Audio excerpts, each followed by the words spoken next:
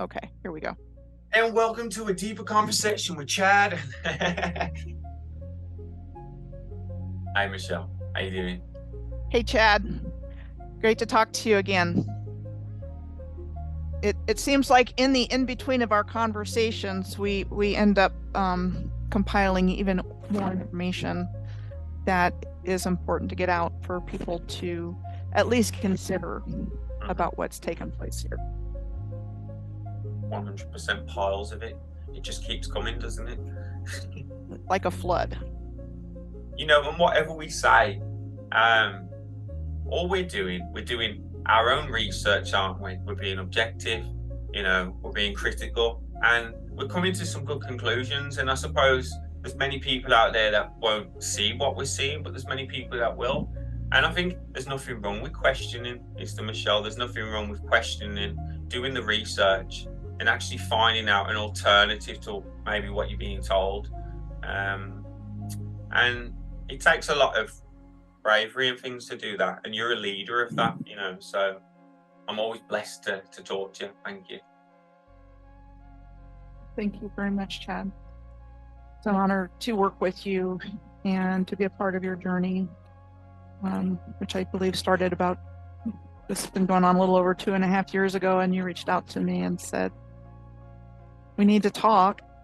And you saw some of my work and you kind of got the feeling, well, now it's time for me to start making videos. And then 3 days later, I got your first video and it was like, wow. But didn't you say you had about 10 years worth of collecting puzzle pieces before that started? Oh yeah, there's 18, I would say I started the venture looking into everything. But the video aspect is quite strange, because when I met you, I hadn't had any experience with the videos, and it was almost like it was a gift sent to me, because being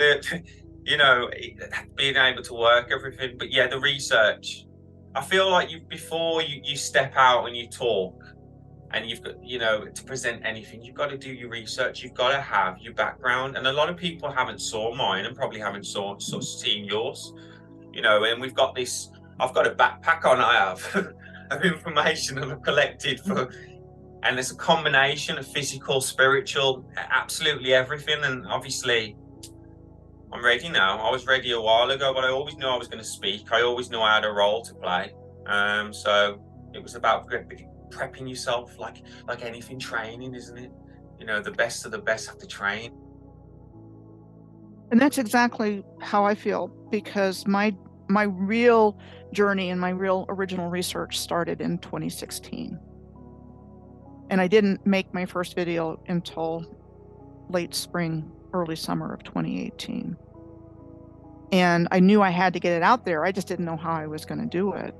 And 2016 was when I found the North American star tetrahedron. And then I started writing down places that lined up off of that star tetrahedron, and I wrote it down in spreadsheets. And this is the basis of my research. These are alignments that I found off of that. The star tetrahedron is the Star of David that I found by connecting cities and places in North America. And I knew I found something when I discovered that. And I also knew the ancients were very precise, and that's why I started looking worldwide at where they went.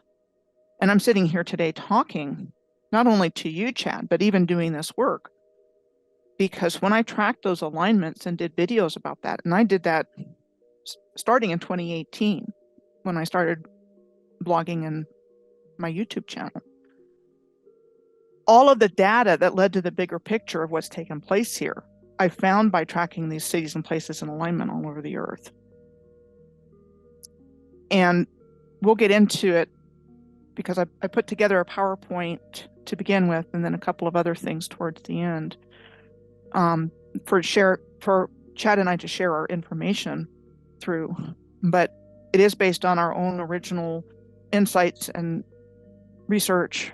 And the missing piece for me was the giant trees, which is what Chad brought to my attention, and we'll be talking a lot about that.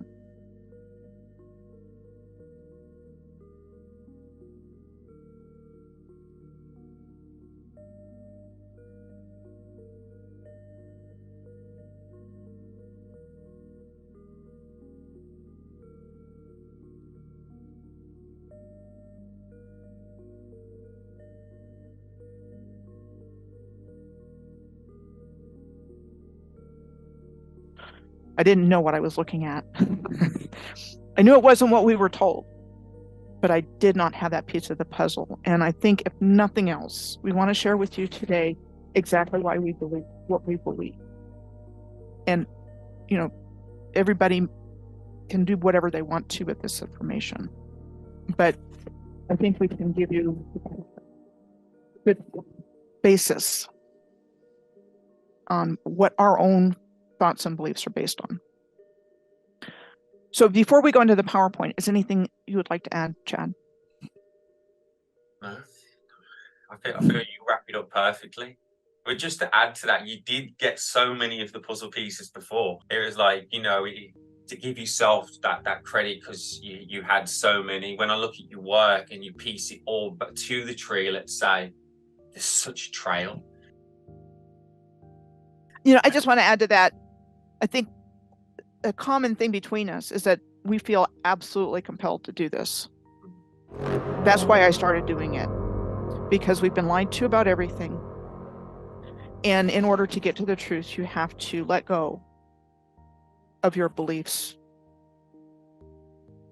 Suspend them. Let's say suspend them, so you can get new information in, because it's very deep and it's very diabolical. However, Chad and I both approach this from a spiritual perspective, that light wins over dark, and that there's no way in hell they're going to get away with what they've done. You know, and that's getting more and more exposed. You know, people like ourselves are legion on YouTube that are doing their own research. And that's what it takes. Even if you don't become a YouTuber, it just walk outside your front door and start looking around and start asking questions, because it's literally everywhere. Speak to your community, and Michelle, speak to people. You know, like, there's so much. We don't have to make videos. It's just getting out there, isn't it? Talking to people. Getting out there, asking questions. I mean, where I live is situated right next to a place called Aspen Creek. And I look out my window every day and I see gigantic granite stone blocks. I see a megalithic wall right outside my window. And that's all over here. And people pass by it every day and don't know to ask questions, because we've never been told, and it's been left out of our narrative. It's not supposed to be there, so we don't see it. We don't even think it until you start realizing that it is there, and then you start asking questions.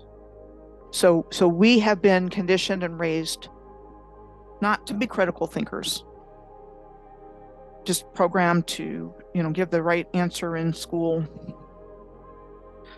you know, go along with the flow. That's what's rewarded. Critical thinking is not rewarded, and there's a reason for that. So I think I'm going to go ahead and start the PowerPoint, Chad, because you sent me something a couple of months ago, and I'm like, okay. And this struck me as significant when I saw it, because my brain thought, so this could explain it. Can you tell me about this? Because that's what I'm seeing. Look, I saw this is obviously got its own meanings, but on my research, how did I even come across this? I don't even know, but it caught my eye.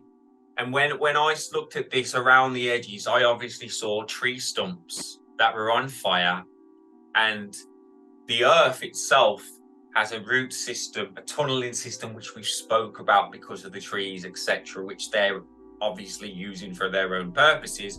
And that parts of that seem to be, obviously that's exposed, but then you've got other fires happening all around, and the main fire in the middle, kind of what's happening now. But I don't know, something told me to, because I'm in a lot of my research is Gnostic and looking at illustrations of alchemy and all different things. I like to try to And I think this was in the Gnostic alchemy, but it's very interesting, you know.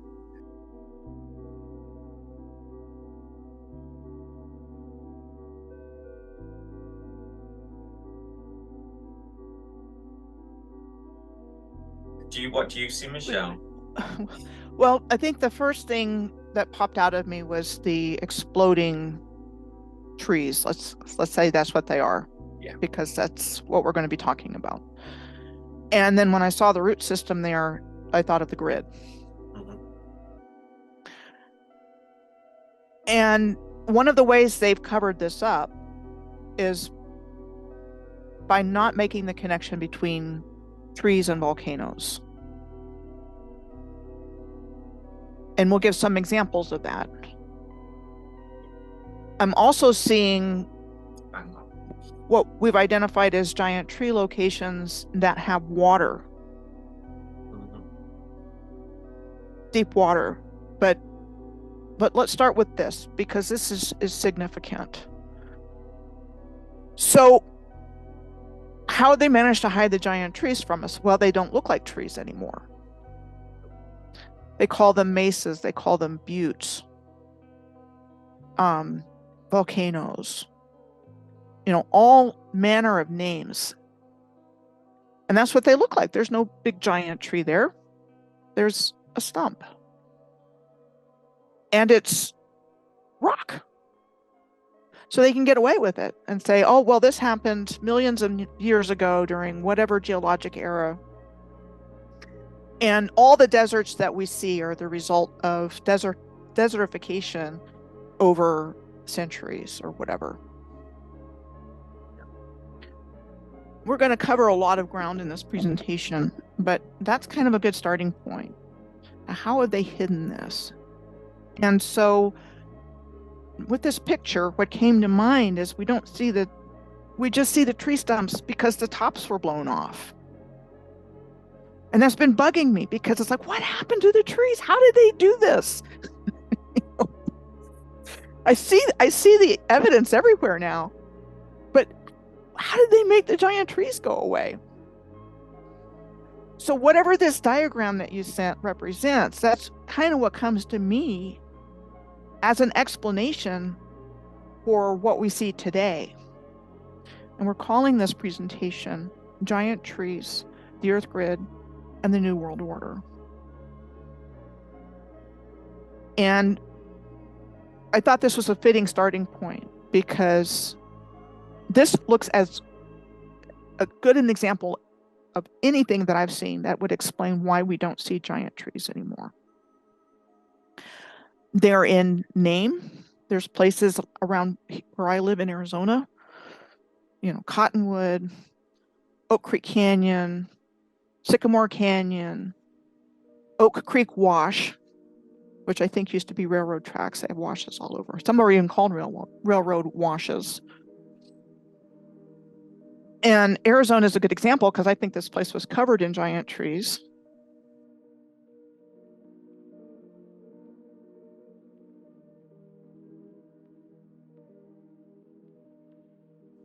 I'm going to give you some examples close to where I live. And this place is just laid waste. And we'll talk about that too. So I wanted to start here and then move on to our first conversation. Because basically you said, hey, Michelle, we need to have a conversation about giant trees, essentially. And what intrigued me is when Chad sent me his Mother Earth giant tree video shortly before we had our conversation. As I wasn't on the giant tree bandwagon at that time, you know, they weren't on my radar.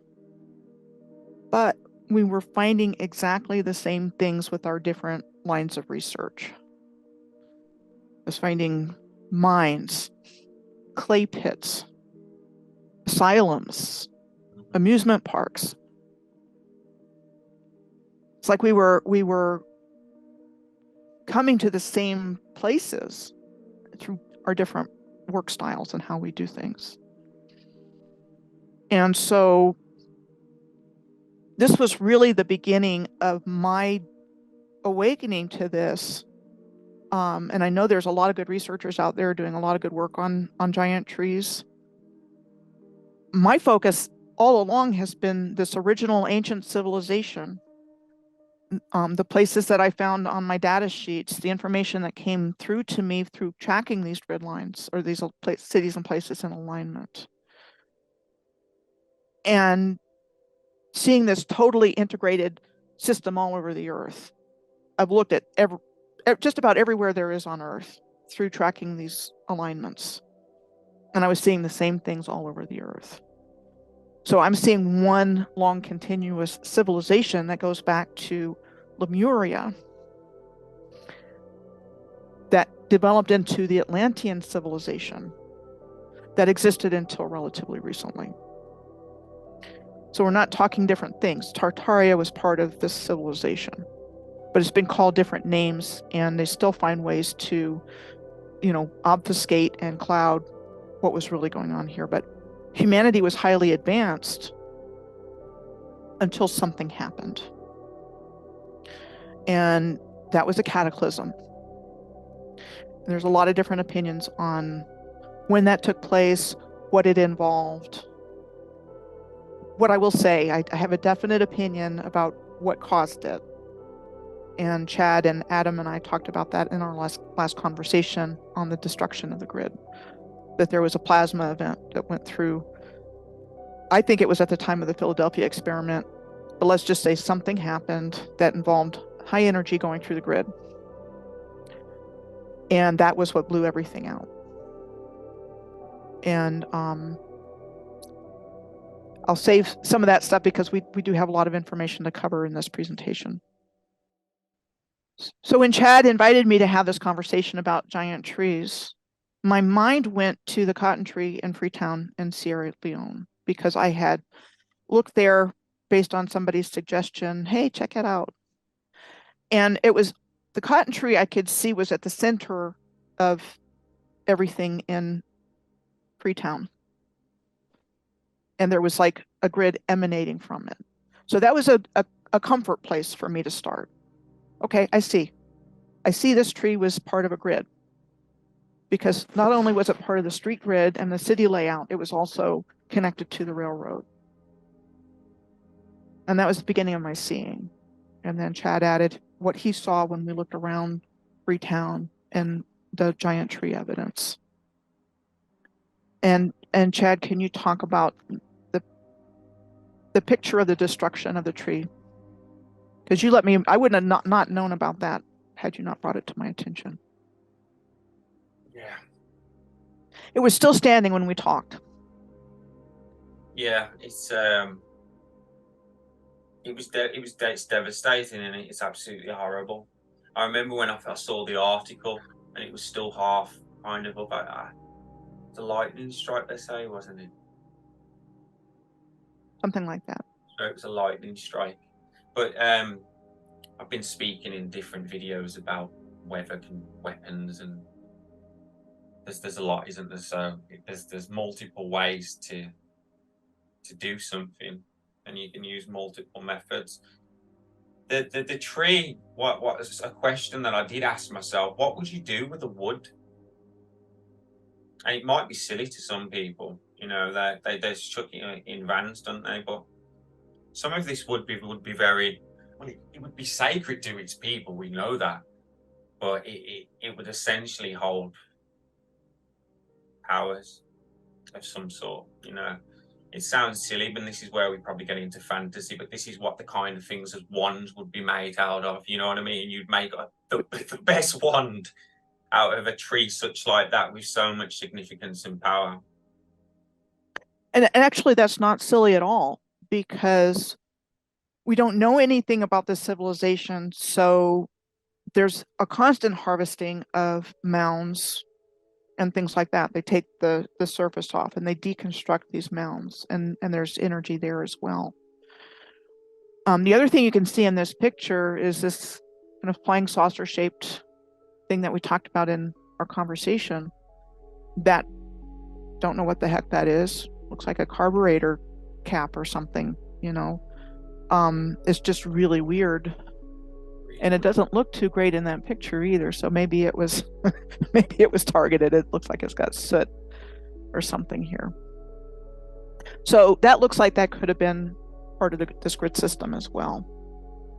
But we were talking about this. Do you remember what month it was this year that we talked about that? Was it March? It would have been so much has happened. About around March, and then a few months later it happened, didn't it? It was yeah. May 25th. Fell during a storm. Completely destroyed. Must have been a heck of a storm. It's the same story, you know. The controlled chaos, a video I did, it was trying to trace, you know, to show all these different methods they're bringing that down. But it's the same story, and it's an attack. Well, we know it's an attack on everything, you know. It's not just the trees, but the trees play a significant part, so that would be a target. But they've got a variety of methods of doing this, we know that. So, you know, wouldn't it be silly if everything you heard was fire, fire, fire, fire? Everyone would start being suspicious, wouldn't they? You know, like, you wouldn't just keep using the same method. It's not that way. Right. But one of the nice things about being a truther right now is it's like overreach. So much is happening so quickly that even somebody that might not be inclined to think there was anything wrong about it can look around the world and say, wait a minute, these things are all happening at the same time. You know, and they're pushing the climate change agenda. But with social media and the interconnectedness of, you know, people that are there sending their stuff out, is like, okay, what's really going on here? And I had not heard of the mycorrhizal network before until you brought it up in your video on giant tree stumps everywhere, or tree stumps everywhere, I think is what it was called. All around you are spirits, child. They live in the earth, the water, the sky. If you listen, they will guide you. Listen with your heart, you will understand. I think we're all constantly growing, aren't we? And especially like trees. I've always loved nature, but you know, I'm learning about trees every day. Like, I'm not a tree scientist, so I was watching something. The mycorrhizal map. It's connects and controls all of these trees. I get a lot from films because they've got facts in, and it mentioned the mycorrhizal network of trees, and I thought, wow. And the way he was explaining it, so I googled it, and wow, mycorrhizal network. Blah, blah, blah. But I imagined that then on a larger scale in my head, and I thought, wow, what could that be on a larger scale then? Like worldwide, you know, especially when we're talking about giant trees. It's a system, isn't it? This is the best example we have of that, and it probably is that in a roundabout way. Do you know what I mean? On a larger scale. So it's the mycorrhizal network. The original World Wide Web.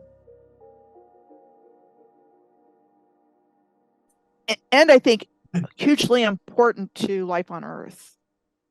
There's something about these trees that the controllers or the cabal or whatever you want to call them are trying to destroy, what they don't use themselves, diminish. You know, we'll get into it here in a minute with one of the examples that I have, but I think there's a direct connection with source and these trees. And also, I think you brought up in your videos, there's a direct connection with us. I mean, like, that looks like us on the inside with our spine and our veins.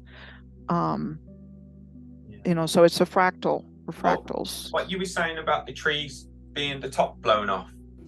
Mm-hmm. You know, the head being blown off. It's a very common thing as well, if you think about in talk, in movies, someone's blowing their head off or blow his head off, or in game, you know, it's a very thing. So I know things work weird it's on micro, macro, I like to think of it, or just the world everything's connected. So when you're talking about trees being blown off, you just got to think of the human head almost being, Yep. You know what I mean? And our history and literature is filled with beheadings. Just absolutely filled with beheadings. Yeah. You can talk about John the Baptist, but you go on up through history, through the different revolutions, the French Revolution and the guillotine and the English Revolution and monarchs that lost their heads and Alice in Wonderland and, the Queen of Hearts. There's this constant reference.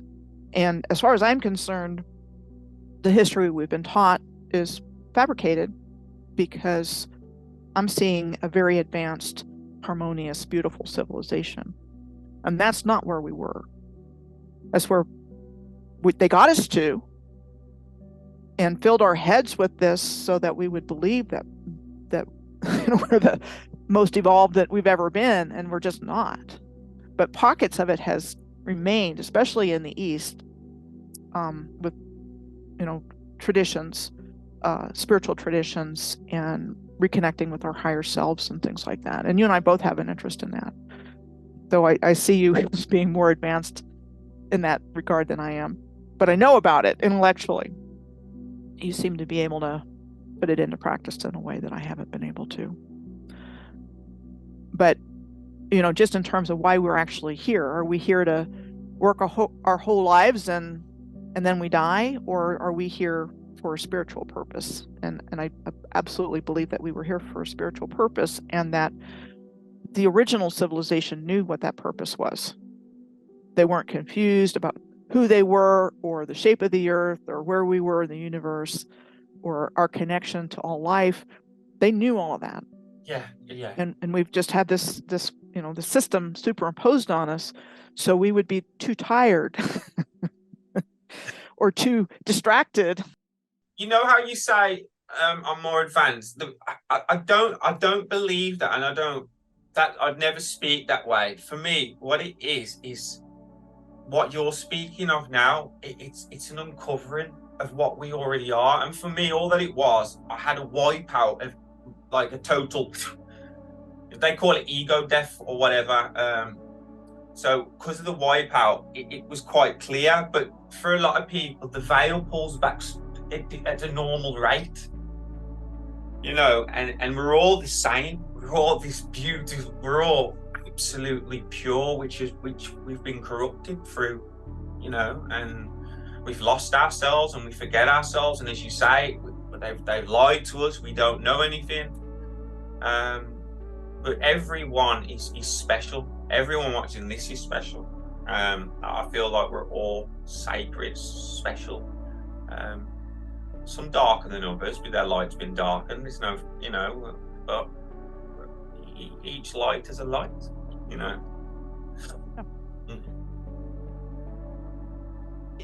Spiritual practice is difficult. It's what do you say, black road or the red road?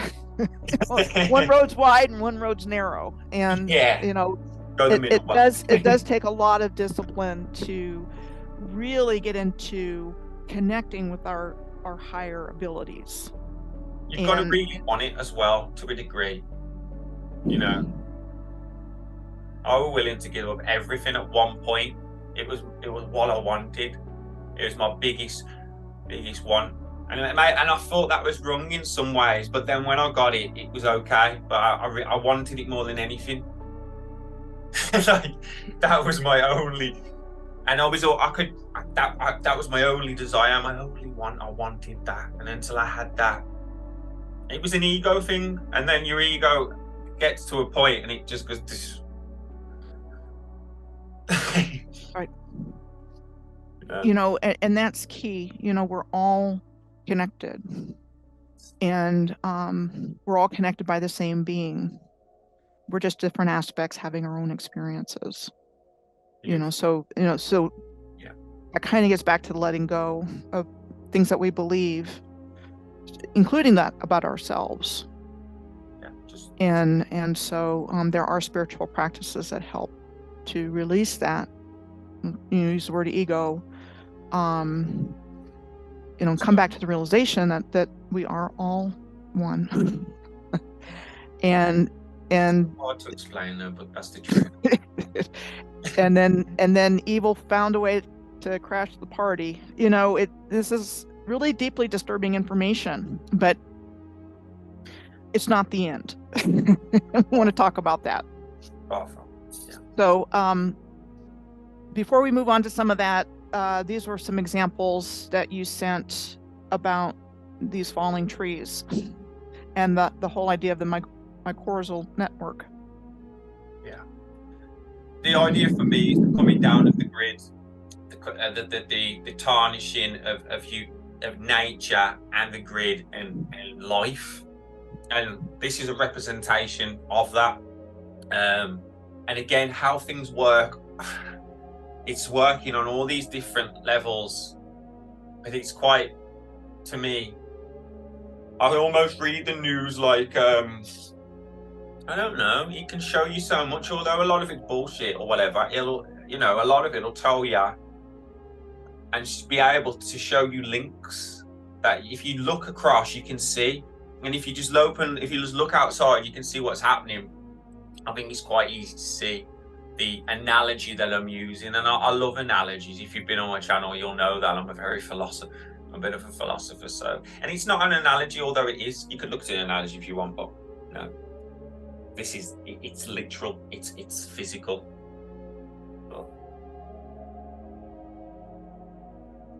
So you brought that up, these falling trees, and then another thing that you brought up is, does the word root R-O-U-T-E equal R-O-O-T?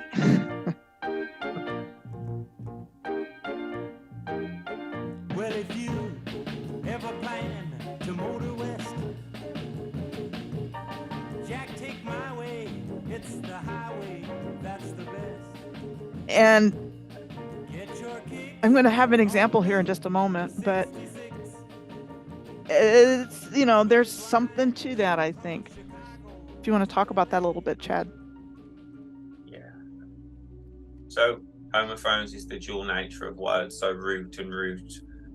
That's how they hide a lot of things through, but they just simply change the meaning of it, and we'll see one thing and it means something else. So you did the freeway one. It was you. You can't, no, tree energy, free energy, freeway, route 66. And I also started looking at, because Route 66 is notorious, so I started looking at all the routes, Route 1, Route 2, and there's a good video on YouTube and it'll show you how they're made, and they all kind of stem from one place to lead to another, and it's the two places that I identified as the where I see trees, ancient trees of significant size in North America. So in my mind, they're following roots. They're following the roots of an ancient giant tree, potentially to another ancient giant tree on the other side, and they've merged those two somehow. But that, all I know, in my mind, they're following roots of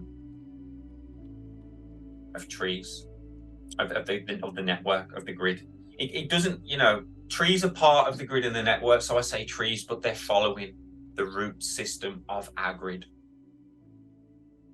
You know, I got to thinking about that, and I've been doing a lot of ley line tracking here recently, and one of them was from a place in the Bermuda Triangle up to Lake Itasca in Minnesota, and in the process of doing that research, passed right through Pilot Mountain in North Carolina. And Pilot Mountain is described as one of the most distinctive natural features in the state of North Carolina. And it has two distinctive features. One is named Big Pinnacle and the other Little Pinnacle. And definitely looks like a tree stump.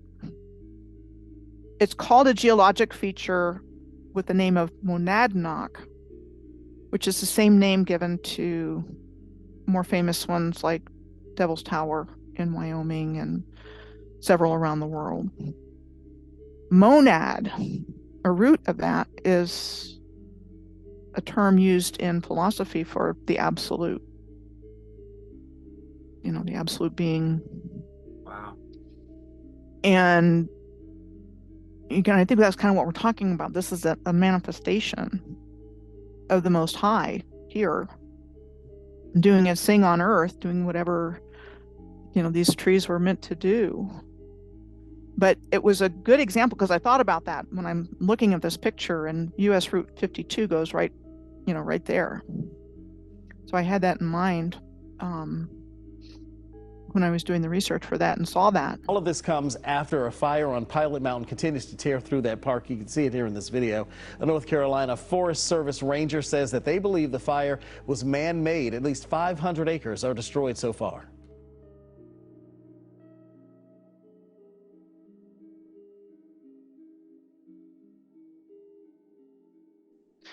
And you sent me, I'm going to go back to this here in just a second, but you sent me this picture, or a picture of Alcatraz as a potential giant tree stump. And when I had done research on Alcatraz a while back, it had reminded me of Edinburgh Castle in Scotland. The way, it was just the way that it was set up. So that was what came to my mind when I found Alcatraz looking like that. I thought, well, that reminds me of Edinburgh Castle. Well, without the giant trees and their symbiotic relationship with this civilization, you wouldn't necessarily look at this bottom picture as a tree stump. And what they call it is like a volcanic basaltic plug or something like that. But when you look at this picture, well, darn. You can kind of see a tree stump there. I do. I might be seeing things that aren't there, but I don't think so. From that angle, it looks like a tree stump. These are all around the world as well, aren't they? These are all around the world. There we go. So because I've been following these grid lines all over the earth, I've seen that before. They built these, these fortifications on top of these lofty places. Like, how the heck did they get up there? Yeah. Much less build. But they did. These are just a few examples. If I went and pulled all the examples, we'd be here all day. So I saw it at Lake Van in Turkey, at Van Castle. I saw this place in Spain. I think it's Loire Castle. Alcazar Castle in Segovia. They're building on top of these craggy places, going, why? It's like, let's just build on that craggy rock up there. And they say defense, don't they? But it's not. It's more than defense. Oh, it's not even defense. No, because that's when you get back to, so because you play around with words so much, and we were talking about something, and I said, does tree energy equal free energy?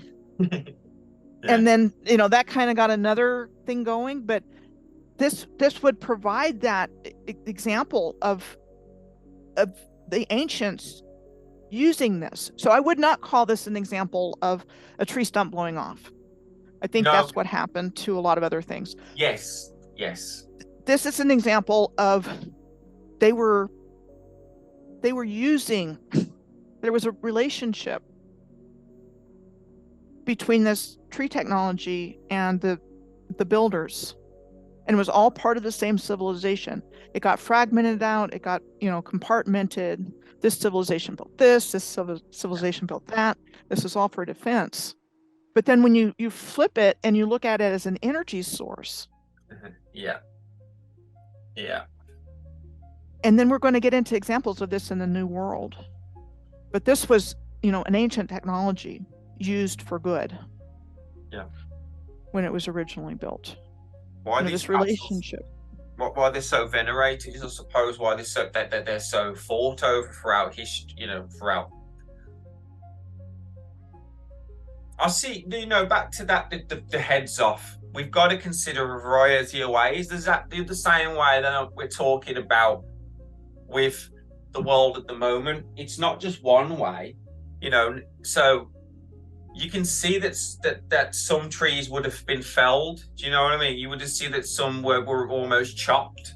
You would see that some looked like they were explosion almost. So some kind of ancient technology, you know, we can't even begin to comprehend how this happened. But there's technologies that have certainly been lost to us. And what got me into this many, many years ago was looking at megaliths and the gigantic stones and how did they do that? You know, that was really what piqued my interest long ago, you know, trying to get me on the path of trying to figure things out. In my mind, the destruction happened first of the what we see, and then it was changed to rock after, and that's obvious.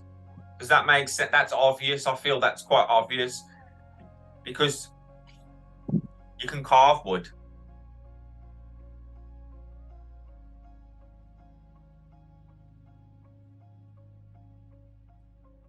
Yeah, well, what I think is that there was some kind of relationship between the ancient builders and these trees and all other materials as well, not just the trees. Yeah. And this was an ancient civilization, so that's another thing we've been lied to about. You know, this existed for a very long time.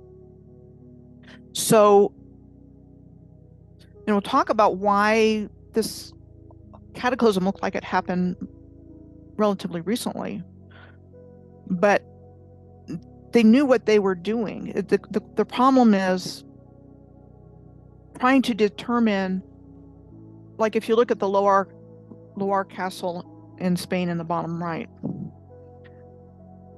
could some of that be the result of the cataclysm? So like, you know, you see this here, oops, let me see. You know, it looks like it's like a mud flood in rock. Yeah, that's what you see. So a mud flood. So maybe, you know, maybe when this event occurred, let's call it a liquefaction event, and you know, shook the earth and caused swamps and deserts all over the earth. You know, let's say when the ground liquefied, it shifted a little bit and then it kind of molded back. Yeah, that's it. Yeah. Okay, something like that, because you know that's not necessarily a natural way to build either in that example. No, but I've come across a lot of old photos and I put them in. I send them here, I put them in, and it looks like they've carved into the tree on here.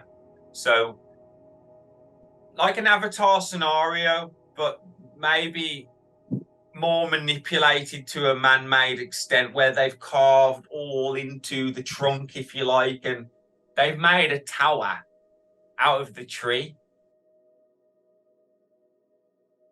You know, and then there's also the idea that there were technologies that could have softened the stone and, you know, that kind of thing, especially with the cave systems and things like that are just like beautiful and look buff. They look like they've been buffed. And are just amazing. So we don't know the technologies. We can just kind of talk about what could be. Yeah. And then I just wanted to kind of share this from my experience of made a couple of trips to Florida in the last 2 weeks for different reasons, but 2 flights to Tampa, and I like window seats. Don't always get them, but I try to. And I'm looking out the window at just this absolutely devastated looking landscape. And when you look down out at what's underneath, you see a lot of places that kind of look mud flooded. You see what looks like could have been ancient structures, pyramids and other things. And now that I've got trees on my radar, I'm seeing what look like they could have been trees. And so this is kind of a combination in New Mexico and Arizona, but the desert Southwest is like this in general. You look out, you look down, and it's just like this just devastated landscape. And so, and then you've got the green on this side, you've got green along the coast, but the midsection of the United States is pretty brown, crispy, fried, whatever. And if you look at, there's places that have these, they look like tree roots. So you've got the S-shaped rivers that I've identified that I believe are canals and that serve to function on the grid system. But then there's a lot of, these look like root systems. And there could be explanations just in nature about how they happened. But there's an awful lot of places that look like tree stumps. And then this is one of the places I think you've identified. Yeah. Because this is getting up into this Four Corners area. And so where I am is kind of near there. And it just looks like it's just been devastated. Devastated. That it wasn't just, desertification and taking place over millions of years or whatever. I mean, it looks like something happened. So, isn't it? But like, you want to imagine that laser blast and then, and it's going to depend, because if we look at the line, you'll probably see. You can probably, you know what I mean? You can probably see, because there's this devastation. It's in a few places, isn't it? And where I live, I'm surrounded by mesas, and I'm seeing tree stumps now. I used to not before. I knew they weren't. I knew there was more to the story. I just didn't know what it was. And now that I have that on my radar, it's like, okay, yeah, I see it. And so in Arizona was a pretty special place. It's there's a lot of observatories here. The Vatican Observatory is in southern Arizona, Lucifer.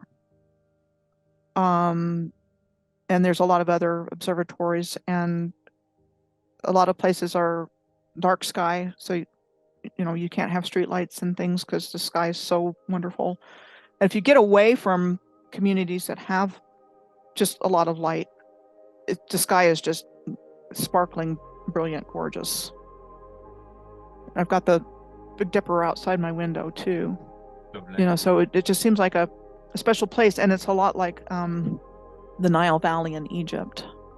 You've got a lot of Orions in the landscape. You've got the Grand Canyon. Isn't Phoenix a lot of stuff very well known for the UFO stuff as well? And if something that I've been picking up in the research is all these tree locations seem to have lights or unidentified objects in or around them. Obviously bases as well of all kind, naval bases or secret bases or etc. But this just hints to the power, doesn't it? The power and the ley lines, and there's just so much, but it's all connected. I think it's just what I'm trying to highlight.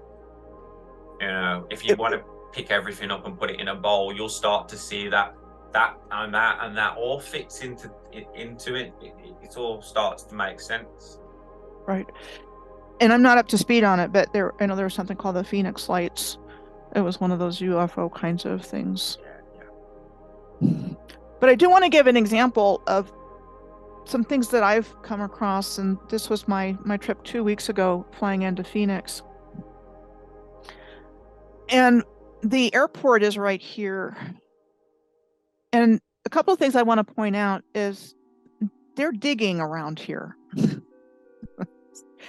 Can't see it on the ground, but there's all these lots and lakes and things that look like they're mining something. And that's what I was talking about earlier, is they're harvesting this energy from this, whatever it is. It could be a mound or something like that. And it's surrounding the airport. And it's like they're doing it right under our noses. Yeah. We're going to get into this more. What's going on? Right under our noses. This place is being mined like you wouldn't believe. And so it's like they cut off the water to the canal system that was originally here. And there's canals around Phoenix. There's canals up where I live, but you wouldn't, they're empty. And so it's like they've been able to control the water flow, probably by whatever hydrological equipment or infrastructure that existed previously, but they misused it like they have everything else. And what that brought to mind is when I first started waking up to this, between 2012 and 2016, I was living in Oklahoma City.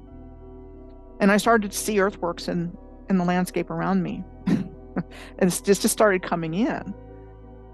And so this is Oklahoma City, and Interstate Route 40 goes through here. There's a lot of roads that converge in this one location. And I'm driving past and I'm looking over and I see this structure here and I'm thinking, what is that thing? Because there's a pyramidal face here. It's circular in shape, so it kind of looks like a particle accelerator. The river is cut off right beyond where this location is. So, it starts to become pretty much nothing. You've got this harvesting going on here. And again, you have the same thing going on in Oklahoma City that you do in Phoenix. Lots of red patches if you look at Google Earth. And I tried to get close to this. So I drive up here and there's a sign at the entrance that says, no trespassing. Don't even think it. What it's supposed to be is your American, Native American museum or something like that, opening in a couple of years. This was around 2014, 2015 when I was trying to figure this stuff out. And there's no getting close to it unless you're on a riverboat on a cruise. It's surrounded by industrial park here. So I got that far, I cut across. Okay, I got that far, I cut across here. This is all private property. You can't get in there. And then this is a highway. So you're speeding right past. You can't get to it. And I found a lot of weird stuff like that when I started trying to, follow the trail. Just a general weirdness trying to get to it. This is one example. But it came to mind when I saw this in Phoenix, where it looks like the river's been cut off, or canal. And same thing here in the Oklahoma River in Oklahoma City. And then you see these canals that are kind of going off. And Oklahoma City is a canal city. So this was my first waking up to all of this stuff. Yeah. Was in Oklahoma City. This is not far from where I live. It's called Thumb Butte, and it really does look like a tree stump. And these tree stumps tend to have these alignments, lunar, solar. And you can see that with Mount Pilot back in North Carolina. Natural. And then the man that did the serpent lay, he's got a lot of ley lines. His name is Peter Shampoo. I hope I'm not mispronouncing his name.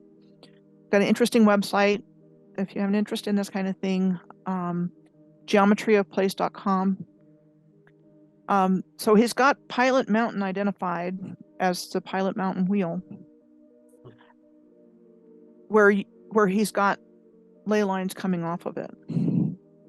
So I was tracking this one from the Bermuda Triangle on up. Yeah. Found swamps, I found deserts and dunes along the way. We've got the Great Dismal Swamp here. The New Madrid Fault's supposedly here. This is where the route started off as well, isn't it? The route for America was around this area. It would have been about East Coast, so it would have been around this area. So this is where Moundville up here, so it's like emanating off of this Pilot Mountain wheel.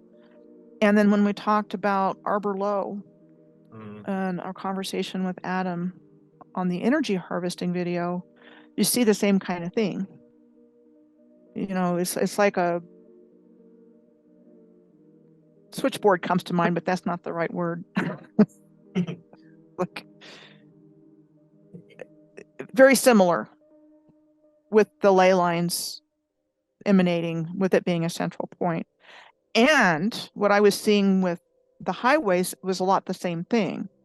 You know, there would be one city that was like the main one, and there'd be like 4 or 5 roads intersecting it, being in the center. So switchboard, maybe something on the grid, some kind of energy exchange point. Your thoughts, Chad? A source of some sort. And you've even got tree in the name of Arbor Low. Yeah. With Arbor. And that's important to keep in mind as we go through this presentation. Because places that we'll be looking at don't look like trees in their original form anymore. But I sound crazy, you know, tree. It's like... So like I said, we're going to cover a lot more ground in here. And, you know, it's in the process of emailing Chad. He sent me the Alcatraz. I sent him the Edinburgh Castle. And, you know, the wheel started to turn and the synapses started to click. And I was recognizing a lot of the island names as we get into this next part of the presentation from tracking alignments. And so that kind of gave rise to putting this presentation together, because we're going to talk about where these overseas countries and territories are, the different European countries. And it gets to be very interesting because it appears they were going for the giant trees. And as we move into that part of this conversation, I want to talk about Chad's recent trip to Tenerife and the Canary Islands and Mount Taita, because that helped me make a connection in my own mind because of what I had learned about Mount Taita and who had visited there in the late 1700s, early 1800s. So take it away, Chad. You did a pretty lengthy video not too long ago on your trip to Tenerife. It was night 3, and I was visited by a spiritual force in my dreams. It shook me in my sleep and wouldn't let me rest until I had took its message, like a hungry ghost that needs a task fulfilled before it settles. It stayed with me until I listened. I awoke around 4 AM in Tenerife to receive the decode that the word tree is in the name Tenerife, but more so, the term tree of life kept popping up to me, with Tenerife being an extremely close anagram. Simply changing the N to an L, we would have tree life or tree of life. With the N instead of an L, it actually is pronounced as knife without the K. A knife that you cut down with, like the tree has been cut down, as we are aware. Googling the tree of life Tenerife, the dragon tree came up, said to be over 1,000 years old. And although this tree is beautiful and unique, it is almost a distraction from the bigger hidden tree, the stump, Mount Taita. It also gave me Crete and the information on it. It made me aware that tree is also in the name Crete, like sea tree, or C being the third letter could be free tree, and we can change the word from free as in the number to free as in free energy, free tree, or the sea could be seen as sea as in the sea that we swim in, sea tree. Now all these islands seem to be huge trees or parts of trees that are now scattered amongst the sea. It proceeded from Crete to show me the word reset, and the word reset, rearranged as an anagram, creates the word trees. Isn't that funny? That the word reset has the word trees in it. The trees playing a huge part in these resets seemingly. And street. Street also has tree in its name. Myself showing streets and town designs are located on old trees following routes such as the mycorrhizal system. And this could be compared to freeways in the US. There is this element to it of love and compassion, and that they're still there, the energy's still there, and they can still be saved in a sense and restored. And it didn't make much sense to me at the time, because I'm waking up, I'm reflecting on all of this, and I'm thinking, okay, and I'm trying to write down the words that I've saw and how they've been rearranged and everything it's said. But one of the main things that stuck out to me was that they can be saved, they can be restored, it can be reversed. And I remember messaging you when I woke up. I'm sure I emailed you and told you about it. You did? Yeah. Yeah.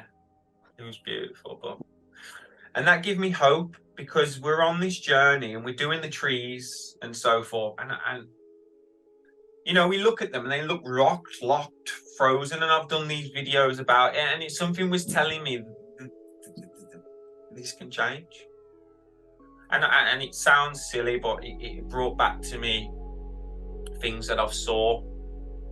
There's in the Super Mario Brother movie in the 1990s, the king, he's been turned to fungi, to some form of fungi, and to cut a long story short, when the Mario Brothers save the day, he restores and turns back to king. And when I was trying to reflect on what it meant, that came to mind, and it was like the queen, the king, the king, the queen, mothers are queens. They can be restored, reversed, a reverse.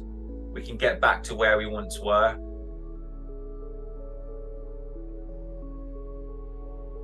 We're blessed by these things, it's blessed. And I think that's important to get out there. We're doing this to bring back knowledge and information.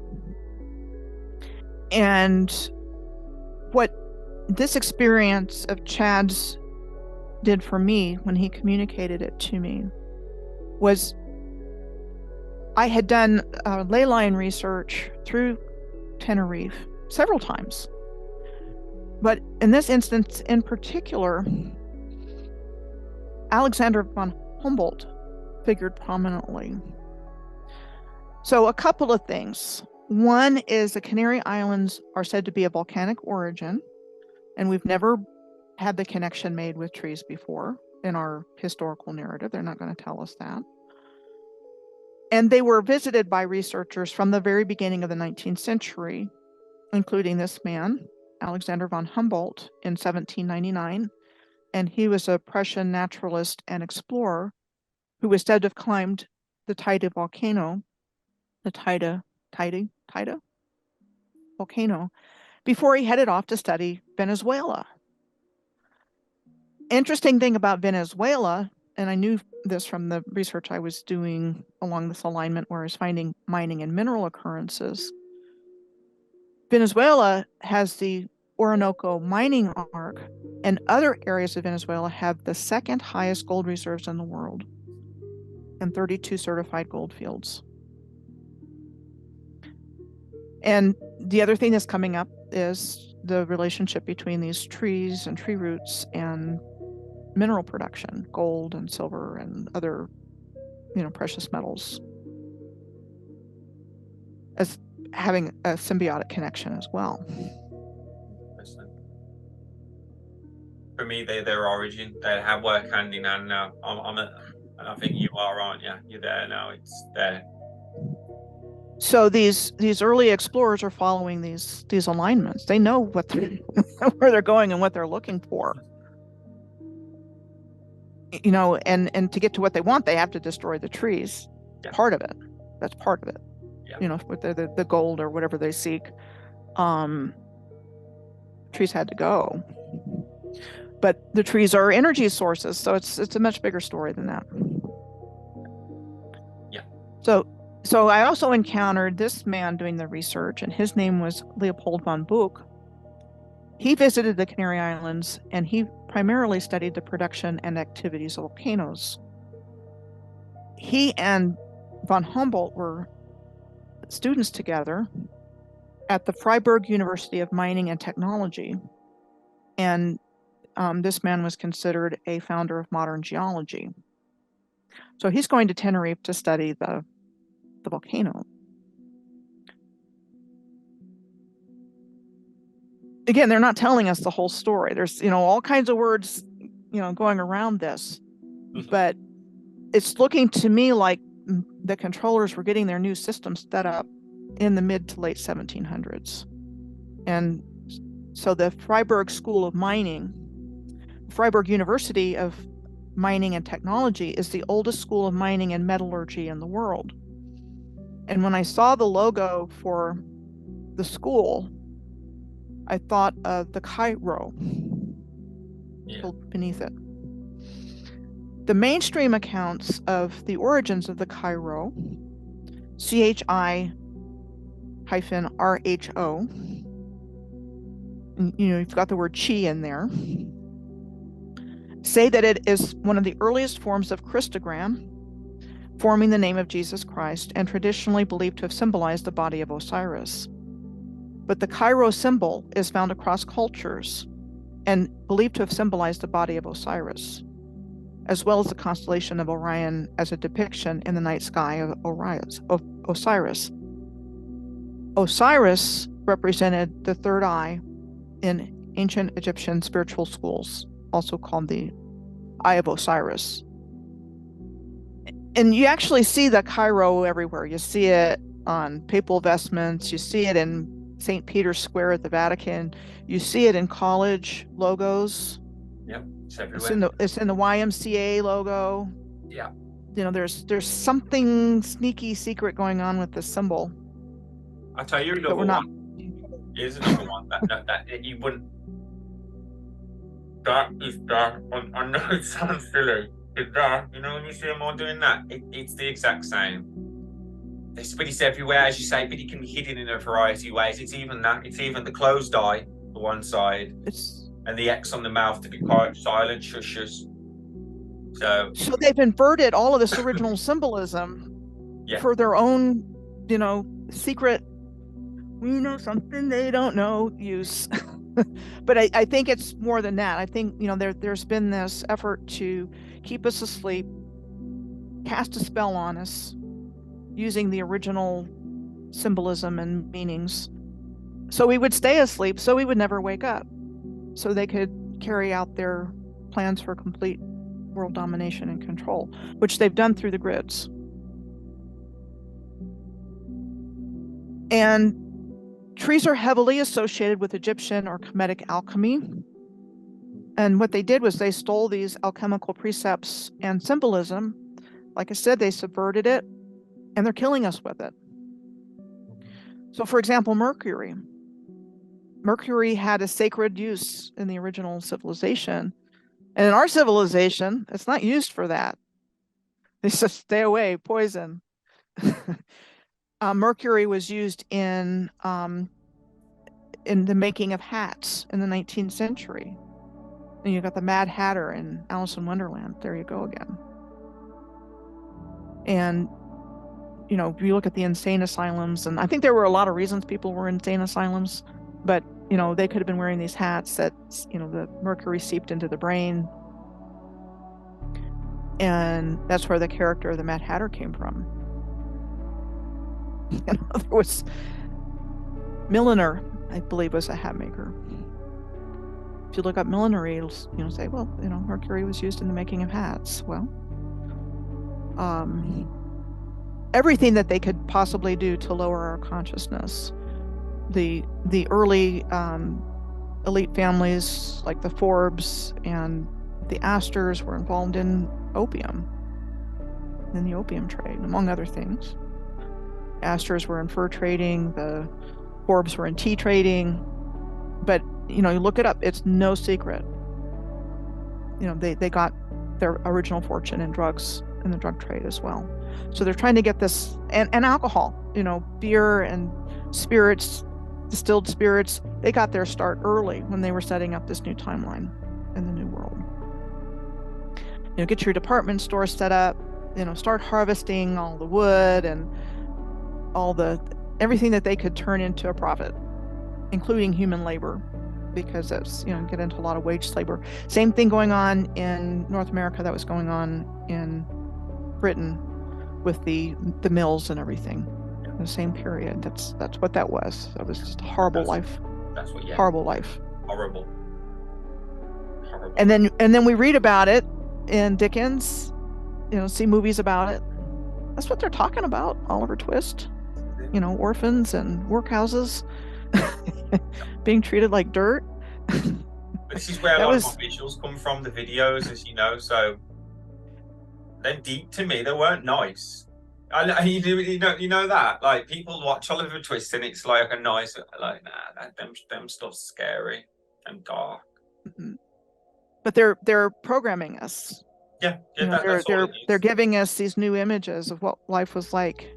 And then I don't know about in your school system, but in my school system, that was all required reading. And oh yeah, you had your required reading, didn't you? It was Dickens, and it was Jack London and Mark Twain. Yeah, the approved ones with the tick. Yeah. So they were all influencers of their day.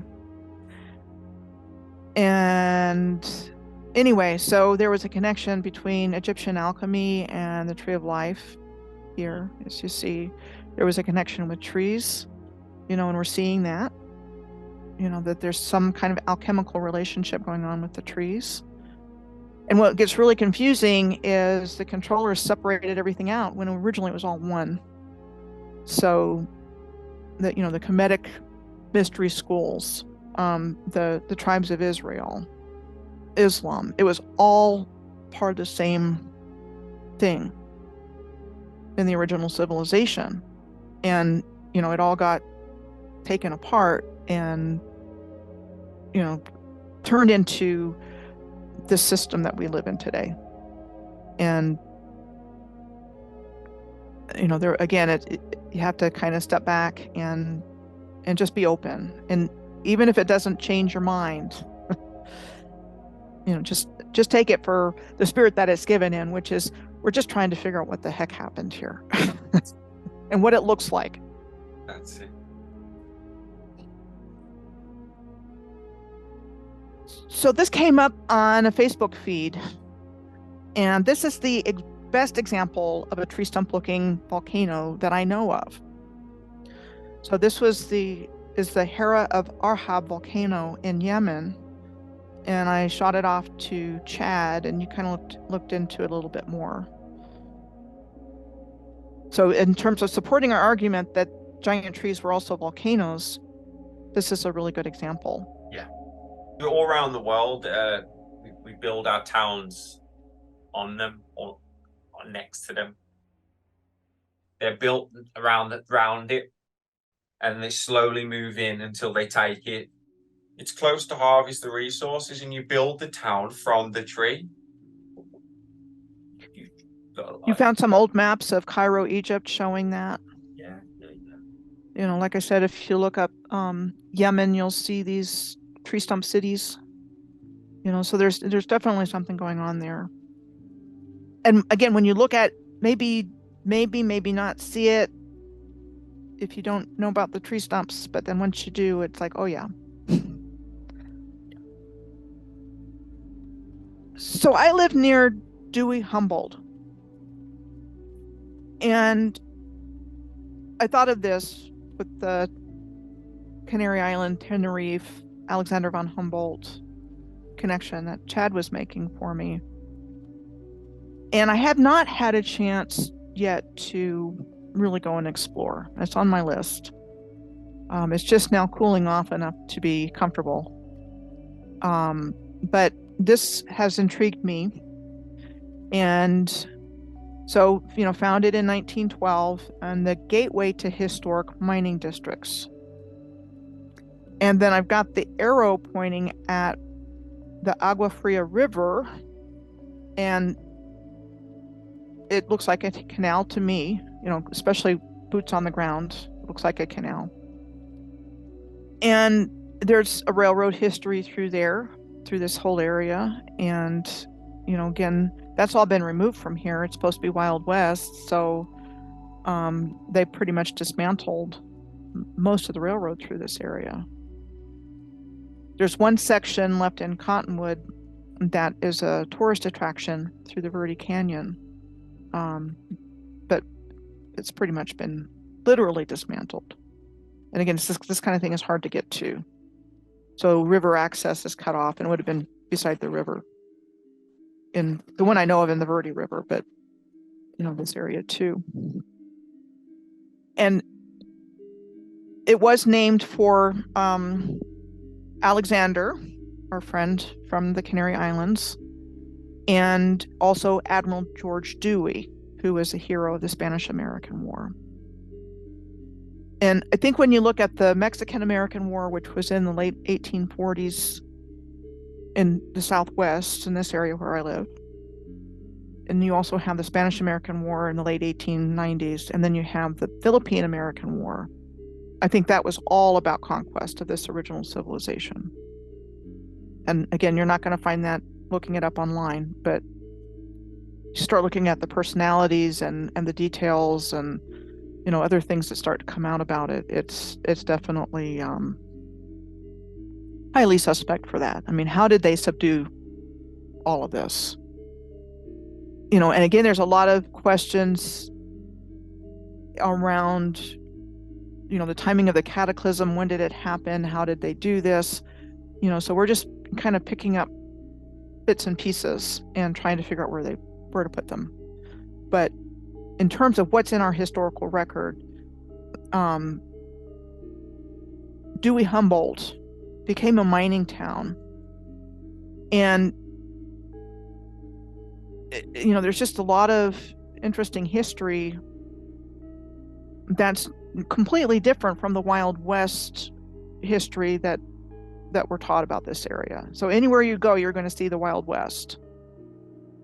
And there's just a whole lot of other stuff going on as well. And somewhere we got into a little bit of a conversation about these old movies, like Valley of the Giants, that have to do with these giant trees.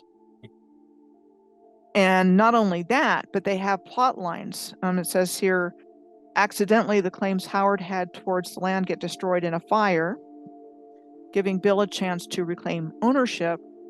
Bill got his lumber cut and shipped within 6 weeks. Howard attempts to stop Bill by destroying the railroad, damming the river, and locking him and Lee in the caboose of the train and sending it towards the destroyed track. So they're talking about destruction earlier. And those key words in there, destroying the railroad, damming the river, sending it towards the destroyed track. That's all telling me what they were doing, along with, felling these giant trees. I just think that they're telling. I looked into it the same as you, and I had a little smile. The plot line was amazing, and it's an early film. It's early, and if we're talking about disclosure, you got to. I'd say absolutely. And I think that's what we're talking about here. They were disclosing truths in these early movies.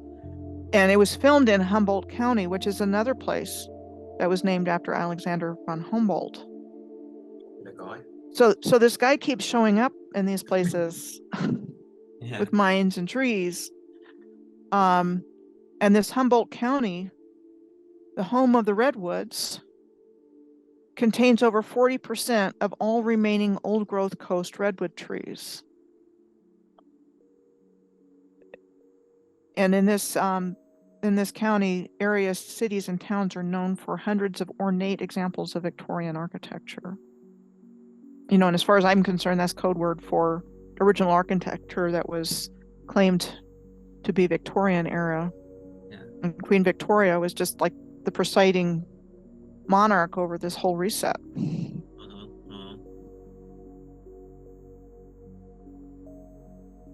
And again, you have the big trees and more stories about involving sequoias in this example in the storyline, and it was filmed in Humboldt County.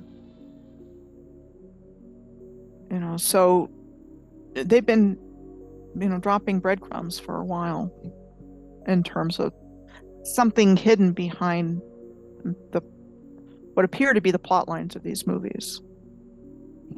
I'm sure there was an early Charlie Chaplin as well about gold mining, one of his early ones. I'm sure I've watched it. Rick's just there in my head. I'm just trying to think of early. That would have been significant as well, showing them, Yeah.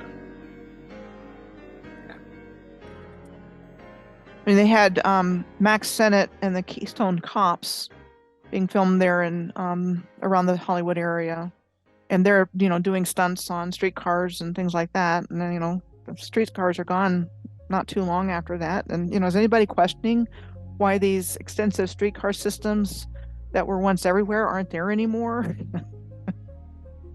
It's like, but we don't. It's like, No. It's wrong to question, isn't it? Almost, like that's what we've been drilled into us, but we aren't anymore. Like there's a lot going to trouble for that, and this is what we've got to remember. Back before, but so. So just some examples of the clues that are out there in terms of what's going on. And interesting thing with this Alexander von Humboldt character is the time frame that we're looking at is the early 1800s. So he went to Tenerife around 1799, somewhere in there.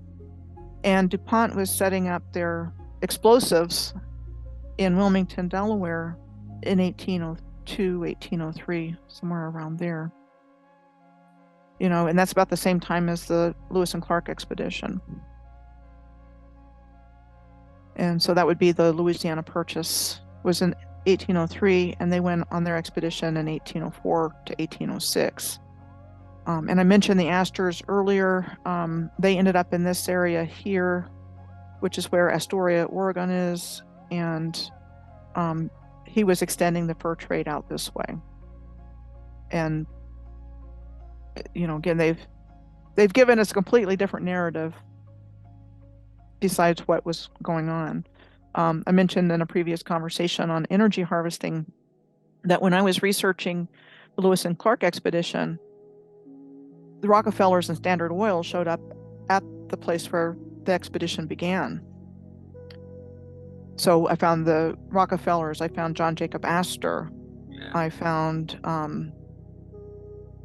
Washburn, Calawater Washburn, who was one of the founders of General Mills, major food company. So the Cabal families were showing up all along the way of this expedition. So that was all around, the 1799, 1803, 1804, 1805, 1806 time period, when a lot of this stuff seemed to be getting underway. What are they doing? The Ames Shovel Shop was established in Easton, Massachusetts in 1803. I found this place on an alignment. I was tracking an alignment from Washington, D.C. It was a long distance alignment. And this place showed up. So it's like, what do you need shovels for? Digging things out. So this apparently opened the railroad. Transcontinental Railroad. Can I just add something here, Michelle? This is a little bit off subject. We'll get back to you. I live in a place called the Black Country. I don't know if I've ever told you before. It's called the Black Country. And the reason it was called the Black Country is because the amount of mining that took place here. And I'm just thinking about our reasoning, and it's crazy that I live in this place. I haven't really ever thought about it as a kid. Essentially, everything came from this area in terms of coal at one point. It was called the Black Country because when you looked up, the skies were black and there was soot. It was just black everywhere. A big ditch. That's what you see, big hills, big holes everywhere throughout this area. Well, that's what they turned it into. And the Derwent River Valley up around Derbyshire was the birthplace of the Industrial Revolution. So that's not far from where you live. And, we talked about that in our first tree conversation. And I live near the Black Hills. And I'm going to tell you, and refer to instead the original people, because you've got it hidden in language, like, you've brilliantly decoded so many things. The same idea: Black River, Black Mesa, Black Swamp. It's right, and this is the heart of the Midlands, the Black Country. So if you want to take it on the other moors, it's a significant area, a significant place where you Derbyshire, all the things you've highlighted. And I can show you the same architecture there that you find all over the world, and it's distinctly Moorish architecture, because I can show you examples from Moorish Spain, where they gave credit to the Moors for 700 years. And I can show you the same architectural style in England and America, in Australia. They've wiped that clean with this Cataclysm, and they came in and they imposed their own system. And, I mentioned the Lewis and Clark expedition, and what I found there. Fort Clatsop, where they ended up, it was right next to Astoria, which was a capital of John Jacob the Astor Empire on the West Coast. And another interesting thing is that the doctrine of discovery was used to justify the lands that were claimed by the United States government as a result of this expedition. And, the explorers were, exchanging coins and medallions and gifts, supposedly. And the claim to the land was upheld by the U.S. Supreme Court shortly after that, like in the 1820s, which justified these papal bulls from the 1400s for the land grab. Pope Alexander VI Intercetera Bull, and then there were two other bulls that were used to justify the taking of this land. So that was part of what the Lewis and Clark expedition was about. But again, it's so hard to know what really happened here, but this is what our historical record tells us. And I'm pretty sure at some point the history is real, but prior to that, I think a lot of it's just been fabricated. But somewhere they put themselves into the history. Yeah. So this is a map of the British protectorates around the world. And I've given a few examples here. Again, I could go to each and every one of them, but this will give you an idea. And I found these places, most of them I found tracking alignments. And so that's kind of how I've heard of most of them. Bermuda was one of the first ones that I did when I was tracking a long distance alignment from Merida, Mexico. It took me on up that way. And there was a really large British naval dockyard there for quite some time. And there's a ton of star forts on that little island. And a couple of places like that. I'm going to mention another one here in just a moment. So, we're gonna kind of glide into some other related topics here in just a moment. But I want to give examples of what I came to realize in this little thread going on with Chad. And that was that was a holy cow moment. Because like I said, I'd looked at a lot of these islands already and didn't realize what I was seeing. So one of the places that comes up is the Rock of Gibraltar. And a couple of things to point out here. One is, there's a shaped shoreline going around this guy. The jetties over here. Again, I can show you a lot of other examples of the same thing where they've actually been shaped.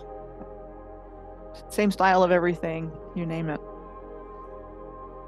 So now that we're talking about giant tree stumps, how hard is it to see the Rock of Gibraltar as a tree stump? You're talking to the choir here, I know, but what do you think, Chad? Me and you are the same. I can't go look at anything anymore without seeing something else. It's a joke. Everyone's out loving taking photos, and I'm like, yeah, I see something else, but yeah, that's one. I visited there as well as a kid. It's one of the places I went to. I went to somewhere close to it. We went over on the boat. But I never knew at that time either. But it's got a massive tunnel system. I remember as a kid, the one story that stuck out to me, because there's all monkeys. There's a lot of monkeys around on the island. And apparently there's a tunnel system that goes from there all the way under the sea.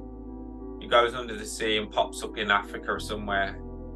And I don't know how true it is, but apparently the monkeys know this tunneling system. And that's how they got on the island, like in the first place, a lot of them. So, yeah. It was also a base during the Second World War for the Allied Expeditionary Forces. So they coordinated a lot of stuff from here.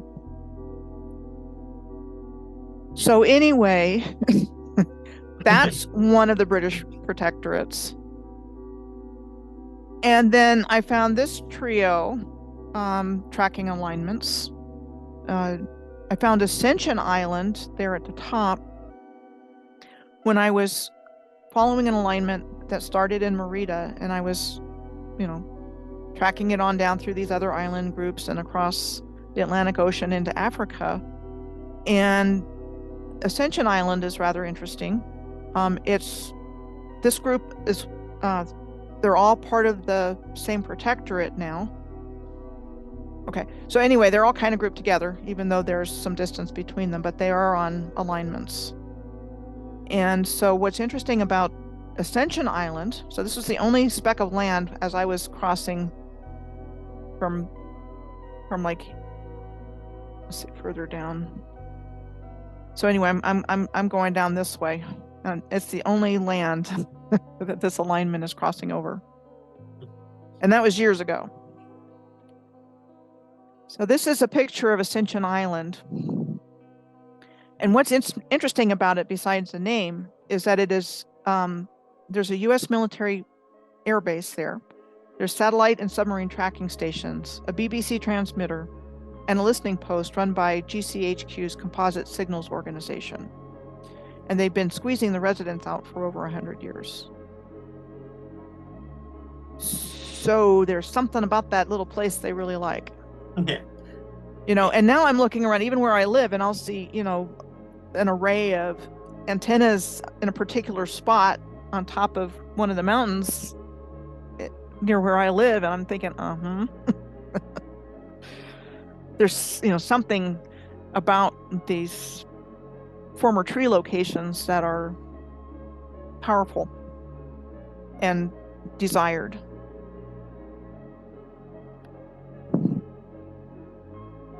And then another of these three islands is St. Helena,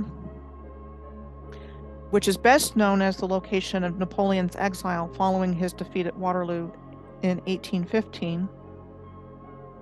And I was looking at incline railways not too long ago and stumbled across St. Helena, which has a history of an incline here, kind of in the middle. And today it's a staircase called Jacob's Ladder, and it leads from Jamestown, which is the capital city of St. Helena, up to Ladder Hill Fort and the suburb of Half Tree Hollow. And that's the name of it, up at the top, Half Tree Hollow. And then doing research in another location, I was actually doing research on the East India Company on India, and I came across this silver bullion, 10 ounces of silver, commemorating the East India Company. It was minted in 2021 on St. Helena.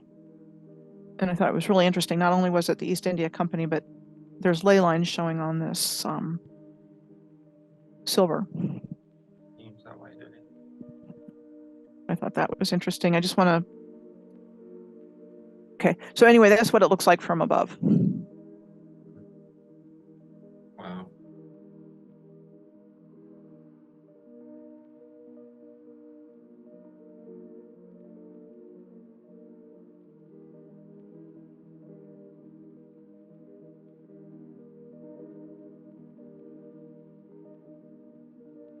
So anyway, there's this neighborhood called Half Tree Hollow.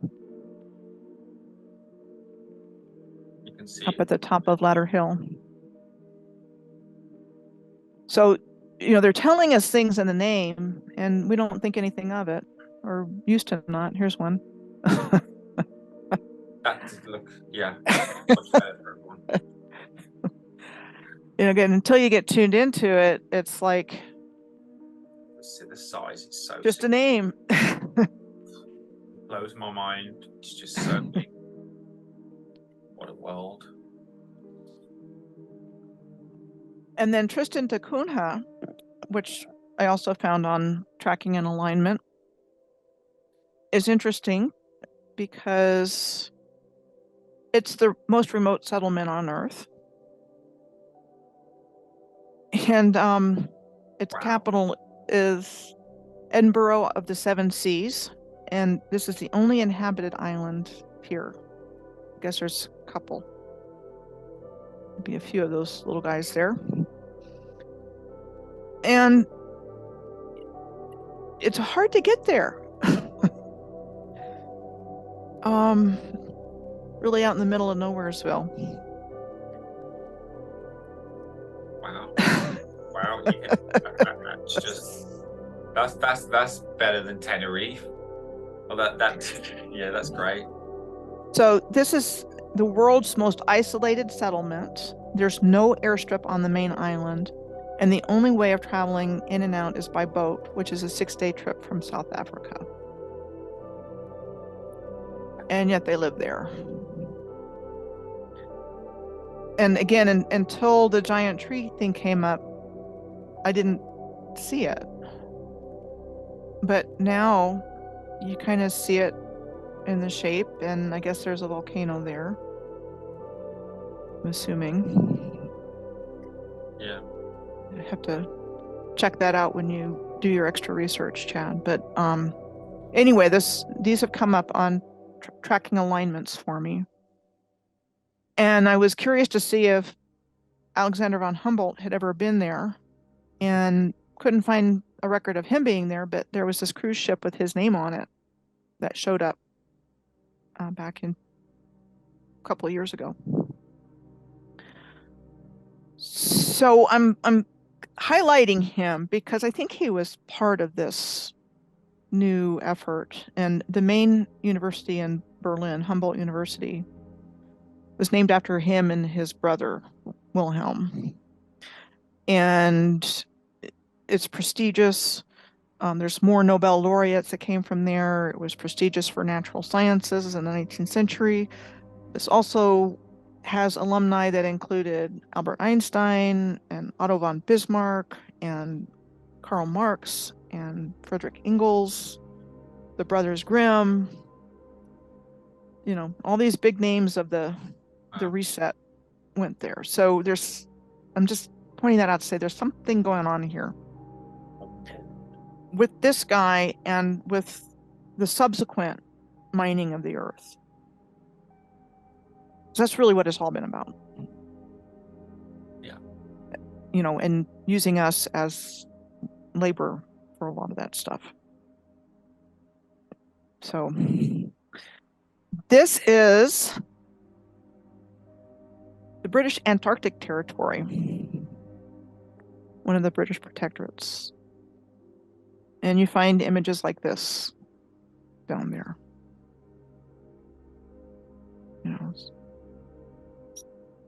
So that's 4 of countless examples from the British. I included French. And, again, the idea is these islands that they were claiming out in the middle of nowhere were tree stumps. And in turn, resources, and in turn, energy, and in turn, and in turn, there's so much that comes from that. Yeah. They wanted these places. I wanted them. And I've done some work on disputed islands, and I'll talk about that towards the end. I mean, they're fighting over these little little nothings. It's like, why? Well, now we know. So the French Southern Antarctic lands, Amsterdam Island, and I did an alignment from here.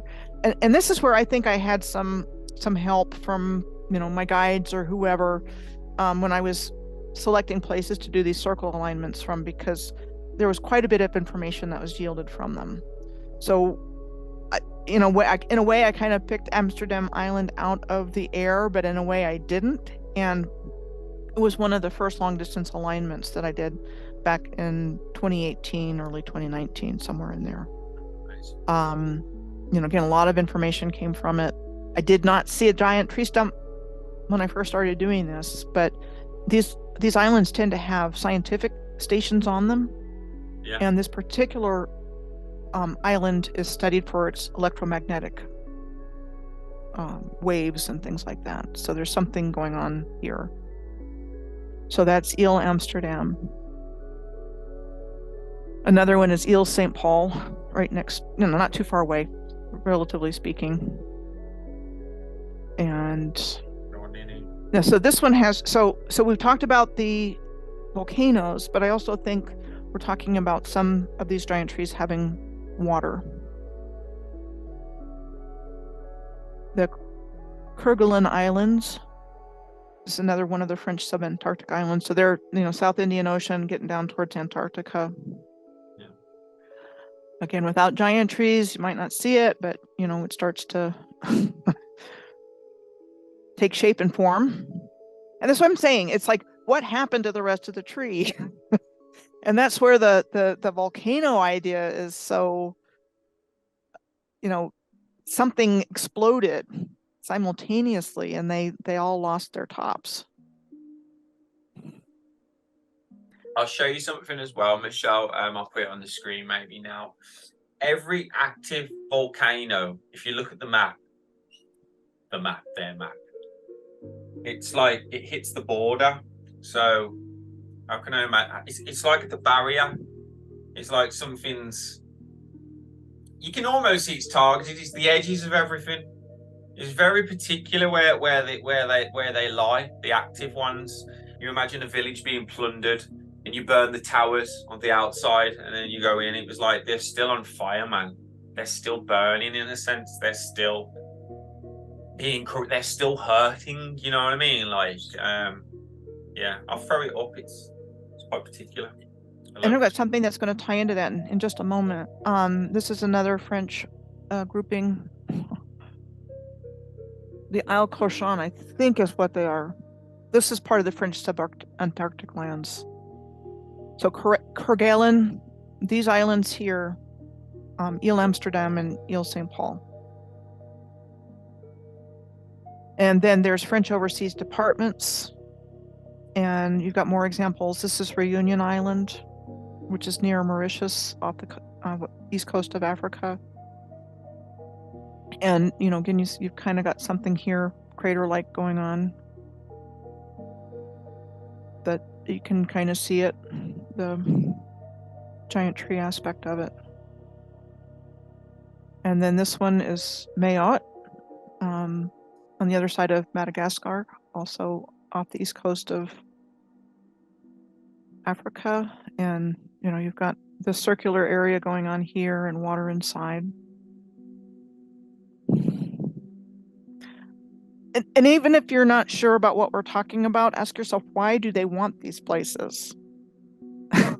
They're going out exploring and they're, claiming these little islands for their respective countries and making a big deal out of it. It's like, why?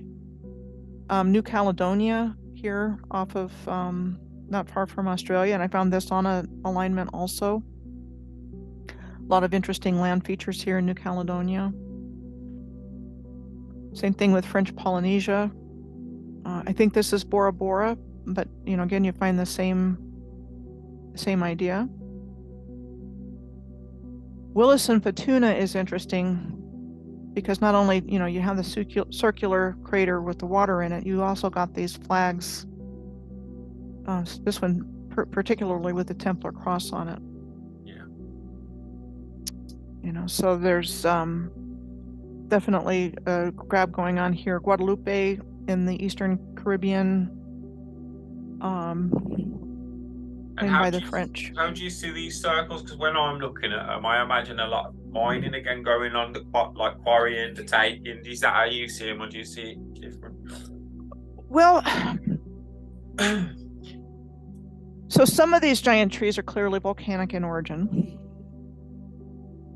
This could be a different kind of giant tree that was like a water tree. Something to do with water here. And there's blue hole type, deep, pure water places on the earth. And so, there could have been different elements associated with different trees. Elemental trees in a sense. Yeah. So that's kind of what my thought was, but I'm just, guessing like the rest of us. So I mentioned Guadeloupe in the Eastern Caribbean was claimed by the French. And I found St. Pierre and Miquelon the very first time when I was tracking an alignment from Washington, D.C. It was a long distance alignment, and I tracked it a long way back to Washington. And again, I didn't see the trees before, but this is a French protectorate. So, it looks like that's what they were seeking.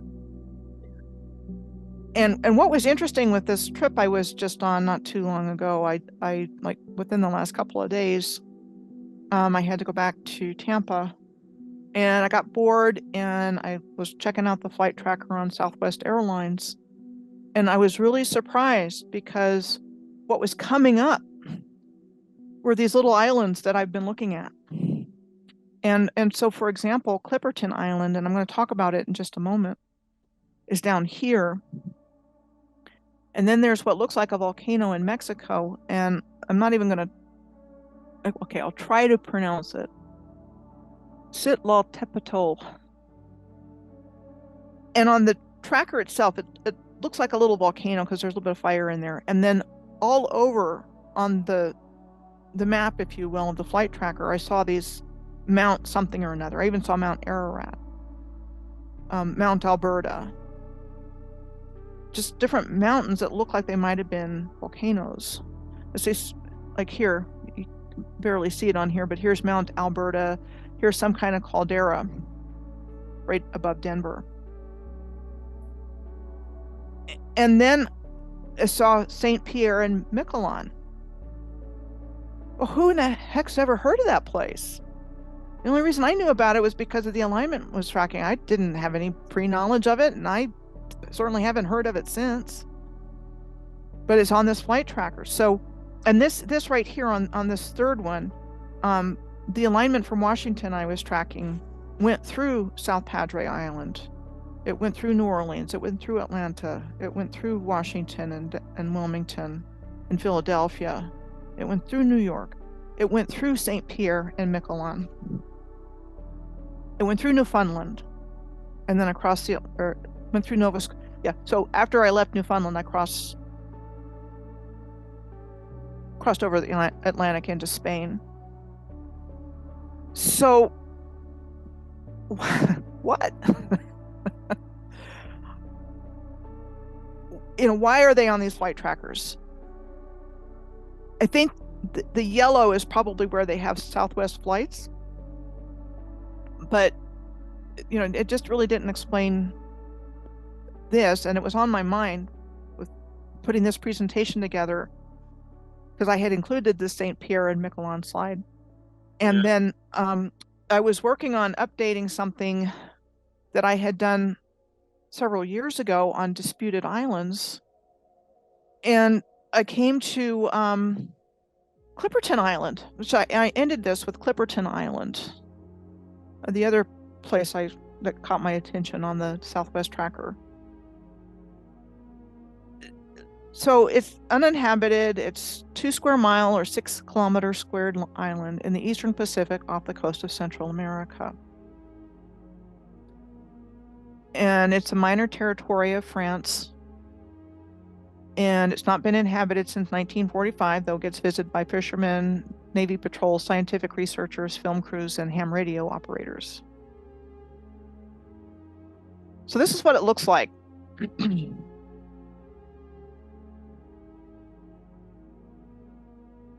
It's low-lying and largely barren. It's not disputed now, though it's been in the past. And it was first claimed for France in 1711. And this whole story about during France's Second Empire in 1858, Emperor Napoleon III annexed Clipperton Island as part of the French colony of Tahiti, even though it is 3,400 miles or 5,400 kilometers from Tahiti. It was named Clipperton for an English pirate and privateer, and he fought the Spanish in the early 18th century, and it was thought he might have used it as a base for his raids on shipping. Other claimants included the United States, whose American Guano Company claimed it under the Guano Islands of Act of 1856, which basically allowed them to take whatever they wanted for guano. And then Mexico claimed it in 1848, 1849. That was kind of around the time of the Mexican-American War. And then the King of Italy, Victor Emmanuel III, declared Clipperton to be a French possession, and that kind of ended the dispute over sovereignty to binding international arbitration. But from that picture there, that photo you've just showed, why again, why would they be fighting over this? Just normal, you know what I mean? My point. That little bit of sand and a little bit of lagoon kind of thing, you know what I mean? And they're all, yeah. So after all that interest, Clipperton Island has been more or less abandoned since the end of World War II. They fight over it and then they leave it alone. It's just what we're told. So I'm adding this stuff this morning because I just got back from this trip last night at 8 o'clock. And I find the Clipperton fracture zone.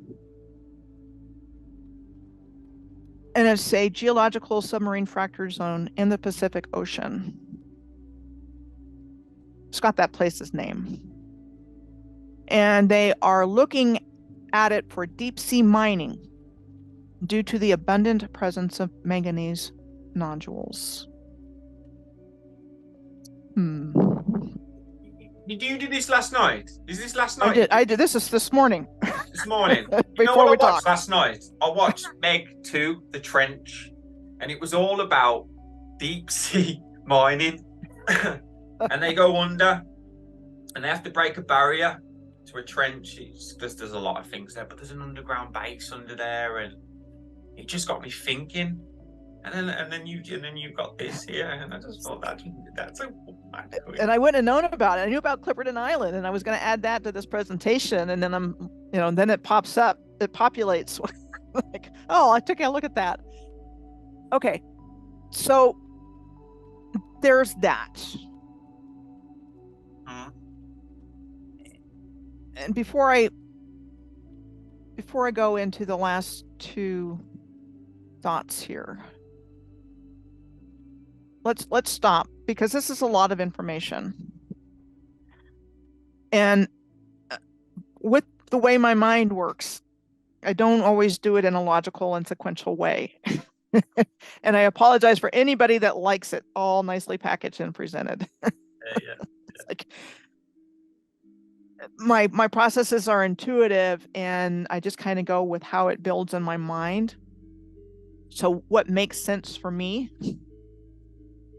may take people watching until the end of the whole thing to get it. So I want to stop here and do my best to summarize what I think is going on here to this point. There was a beautiful, highly advanced civilization all over the earth, technologically advanced. It was a scientific and musical instrument that was precisely tuned. It was nothing like anything we've ever been taught in our whole lives about ourselves, the nature of the earth, the nature of the universe. All of that was known. And there were very jealous, envious beings out there that aren't organic, that are parasitic in nature. Not dumb, but not creative, not original. They can kind of deconstruct and rework things but they need human energy to survive and thrive. At the same time, they're oppressing us and suppressing us and abusing us and misusing us and lying to us. So they took an opportunity, I believe, to crash the system. And that this happened not too long ago. And they came in, they dug things out, they restarted enough infrastructure to restart civilization according to what they wanted.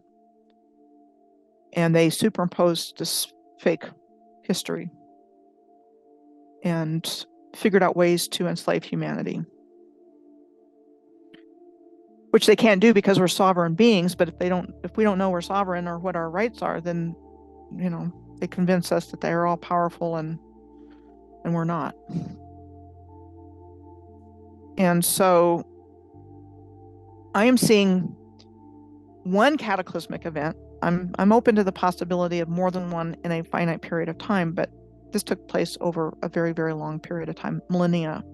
And so this civilization evolved and developed synchronistically and was integrated.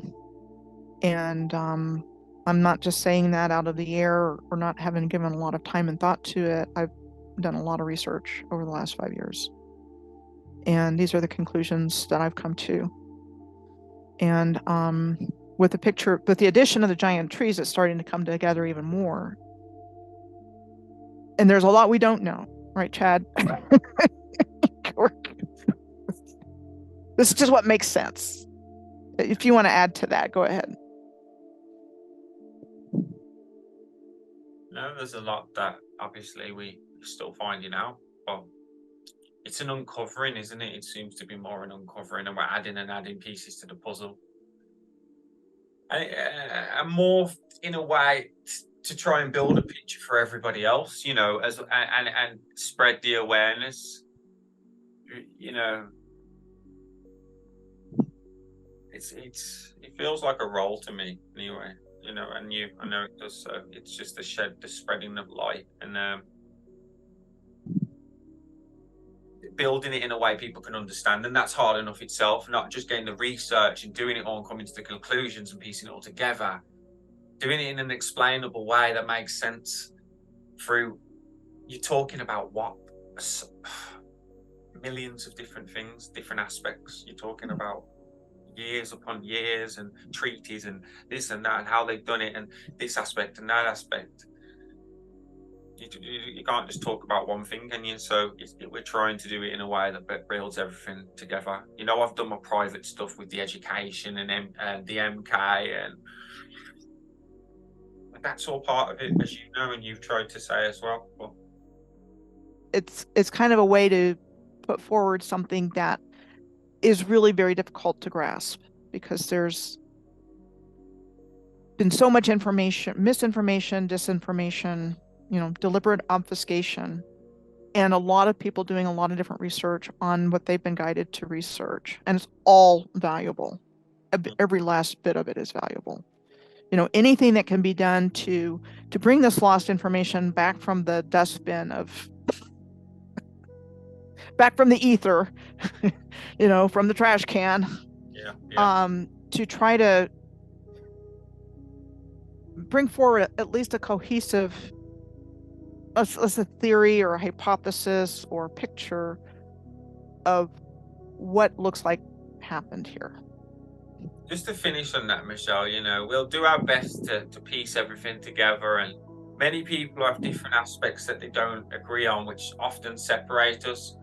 But I feel the call for anyone watching this is to do your own research, to find out for yourself, but to find yourself as well. And people call that different things.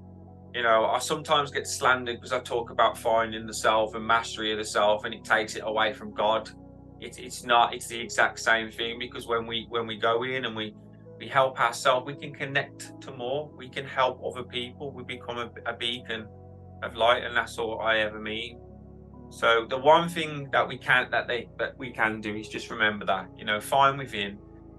And as you spoke about sovereignty, and once you found that within, you've got more protection, you know, and it's waking people up to what they are. Absolutely. And they've tricked us into thinking we don't have any power. Yeah. And, you know, give it all away because we don't think we have any choices. Yeah. And what they're afraid of is us realizing that we do. Getting together. That's what they're really afraid of and what this has all really been about. So just a couple more thoughts here at the end. One is I'm currently working on something about Australia that I hope to have out. It'll probably be out by the time this comes out. And what I'm seeing, and there's places called bights, B-I-G-H-T. And I've got an example of this Southern California bight here in the top left, the Great Australian bight in the bottom left, and the New York, New Jersey bight. And Chad, I'll send you the slide for this so it's clearer. But they have the same kind of sheared off, eroded looking landscape. And I'm thinking the B-I-G-H-T is like B-I-T-E, a bite. Yeah. And this to me is where the land has just sheared off. And, you know, if you look at Google Earth or, you know, maps that show the elevation, and I'll give you an example here in a moment, there's something going on underneath the surface here. But along these bights, which look very similar in different parts of the world, and these are just 3 examples. I've seen other good examples. There's lighthouses here, but I don't think lighthouses were originally used to guide ships. I think they were more like a house for light, to precisely distribute the energy generated by this gigantic integrated system that was in perfect alignment with everything on Earth and in heaven, which included the Statue of Liberty, which was a functioning lighthouse at one time. And you know, again, these are just a few examples. You've got, you know, perfect solar and lunar alignments with these lighthouses. And what I think happened is when this cataclysm took place, and it's just an example of a lighthouse that had to be moved, or that's what they tell us anyway, because the land that it was next to was so eroded and unstable. This was in Rhode Island, on Block Island. So I've looked at New York, New Jersey shore. This is the Southern California shore. This is the Lighthouse Trail close to the bight, Great Australian Bight. And then the Apostle Islands are here in Wisconsin on the southern shore of Lake Superior. And there's a grouping of rock formations here called the 12 Apostles in Australia. So you've got the 12 apostles with lighthouses here on the edge, and you've got the Apostle Islands with lighthouses here. You've got the Southern California bight with lighthouses here, and then New York, New Jersey. I think the lighthouses were involved in how the land sheared off.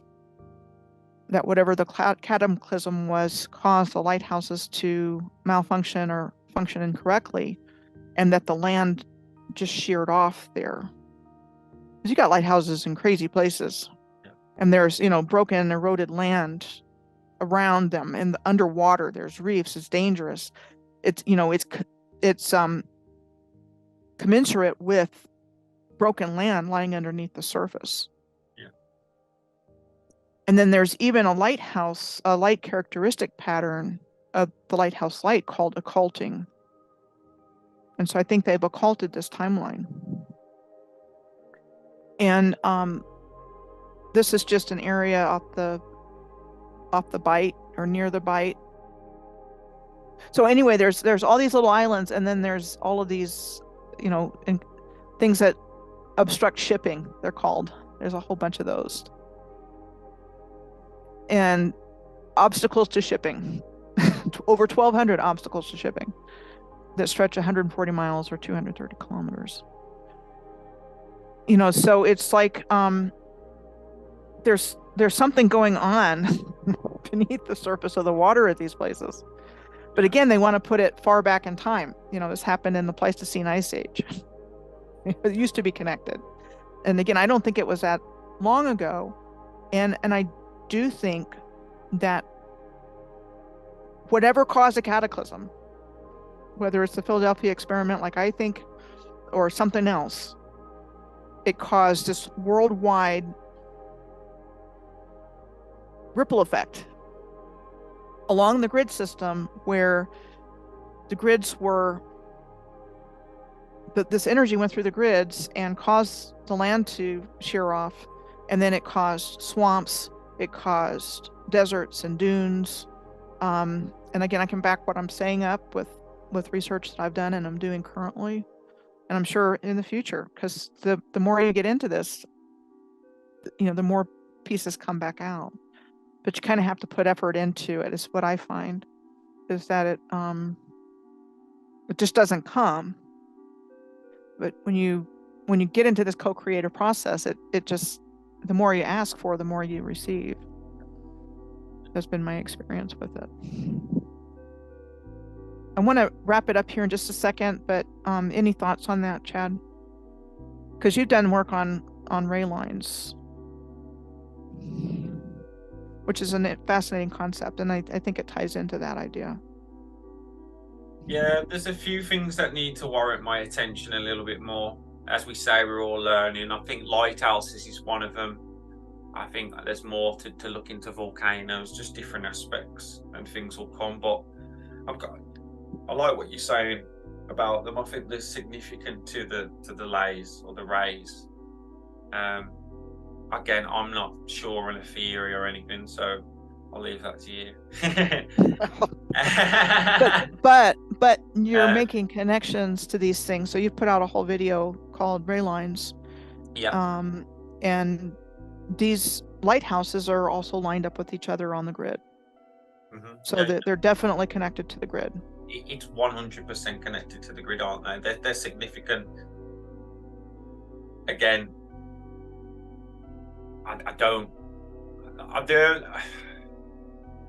You know, I've looked at the lighthouse as more of a philosophical thing in terms of the light at the top and the down. There's a lot of spiritual elements to it as well. It almost follows the human body again, with the staircase being like the spiral. It follows DNA. It follows the realm, if you want, with the light at the top, and it'll sit in, and it imitates trees, you know, like their trunk, and the energy that would be emanating from the tree itself. So that I do see that. I just haven't thought about that further, but I will for you. And I agree with most things you're saying about it. Key to the lay, key to the grid. There's a lot more to them. It'd be interesting. I'll have to visit one in the UK, and you try and visit one in the US. And something that's really important to mention is that in our narrative, everything was built randomly and haphazardly. You know, this place needs a lighthouse because of the rocky shores or whatever, which in no way explains the presence and the integration of the same infrastructure all over the earth. That it was just, you know, built by some guy. Or this city was founded by this prominent person that purchased the land, and then they developed it, and then, you know, a month or 2 months or a year later, this whole town was there. You know, the narrative is just really weak and flimsy, and the only reasonable way they would have had to keep that, you know, secret or under wraps would for the internet never to have been invented, because that's really what opened the door for our awakening. Yeah. And my understanding was originally developed as a control mechanism, but It's allowed this instantaneous connection all over the earth. And so there's just a lot of holes in their story. And once you start looking at that, it's like the whole thing falls apart. But they've had the edge with the programming and the brainwashing through music and the educational system and movies and everything. I feel, as you say, that imitation was their undoing. That everything they do is an imitation of the creation, and that imitation really is our connection. It's the connection to all, the connection to oneness, which is, I see the web as being an ultimate imitation of that. So that imitation that they did of that is actually strengthened us, and it's almost their undoing. Don't get me wrong, there's its downfalls too, but you're right, it would have never spread the way it has without it.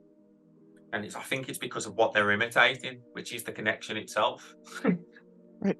So when you look at the towers, the cell towers, or even electrical pole towers, I've got some near me that look like trees, and the tar on them look like sap. So there's just we so much of what we use in our world today was already pre-existing. It was already there, including these electrical lines and so forth. So, hopefully we've raised enough questions to where you can really do your own research, like Chad mentioned earlier. And that's really what it's about, just seeing for yourself, questioning the narrative, because there's a lot to question. And I'm just going to end with a comment somebody made this morning for me to look into Charles Lindbergh and Amelia Earhart's transatlantic flights. And I'm not going to go into any detail here, but I just wanted to point out Howland Island, which was where Amelia Earhart's plane was said to have been lost. And so this is what it looks like. Kind of a weird potential tree stump, but okay.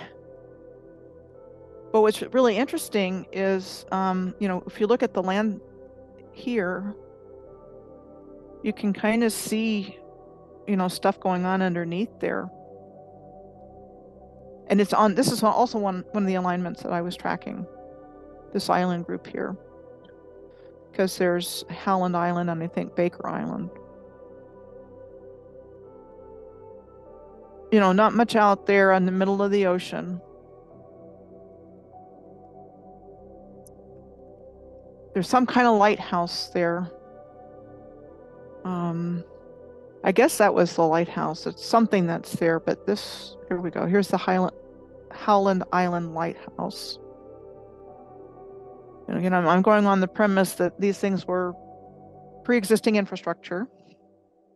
I do not believe they were built when we're told.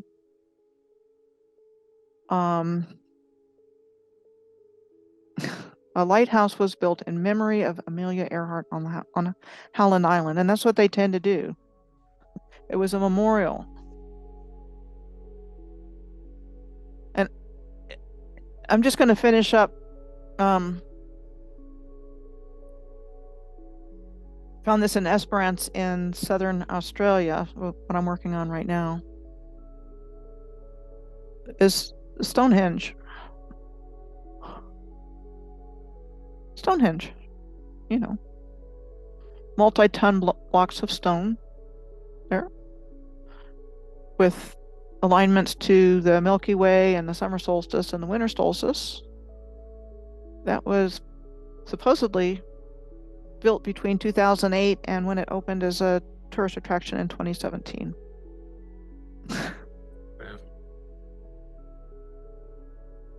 And there's another one just like it in Washington State, the Mary Hill Stonehenge here, which looks very much like the Esperance Stonehenge. And it was said to have been built in 1918 by a wealthy entrepreneur named Sam Hill as a memorial to the people who died in World War I. And it also has solstice and Milky Way alignments. And that's what I say when you really look at what the narrative says about things, it's pretty ridiculous. Might be a connection to me with that. I live down the road from Merry Hill, but it's spelled Merry. It was a big quarry. I looked on the old maps. Now it's a huge shopping centre brought by these brothers. It's called the Westfield Centres. The Esperance Stonehenge is on Maryvale Road, Merivale. So I got Maryvale, Mary Hill, and you're Mary Hill, right? So yeah, the name difference, isn't it? Mary. It's very similar. Yeah. So just giving you all some things to think about. Love and light. Love and light.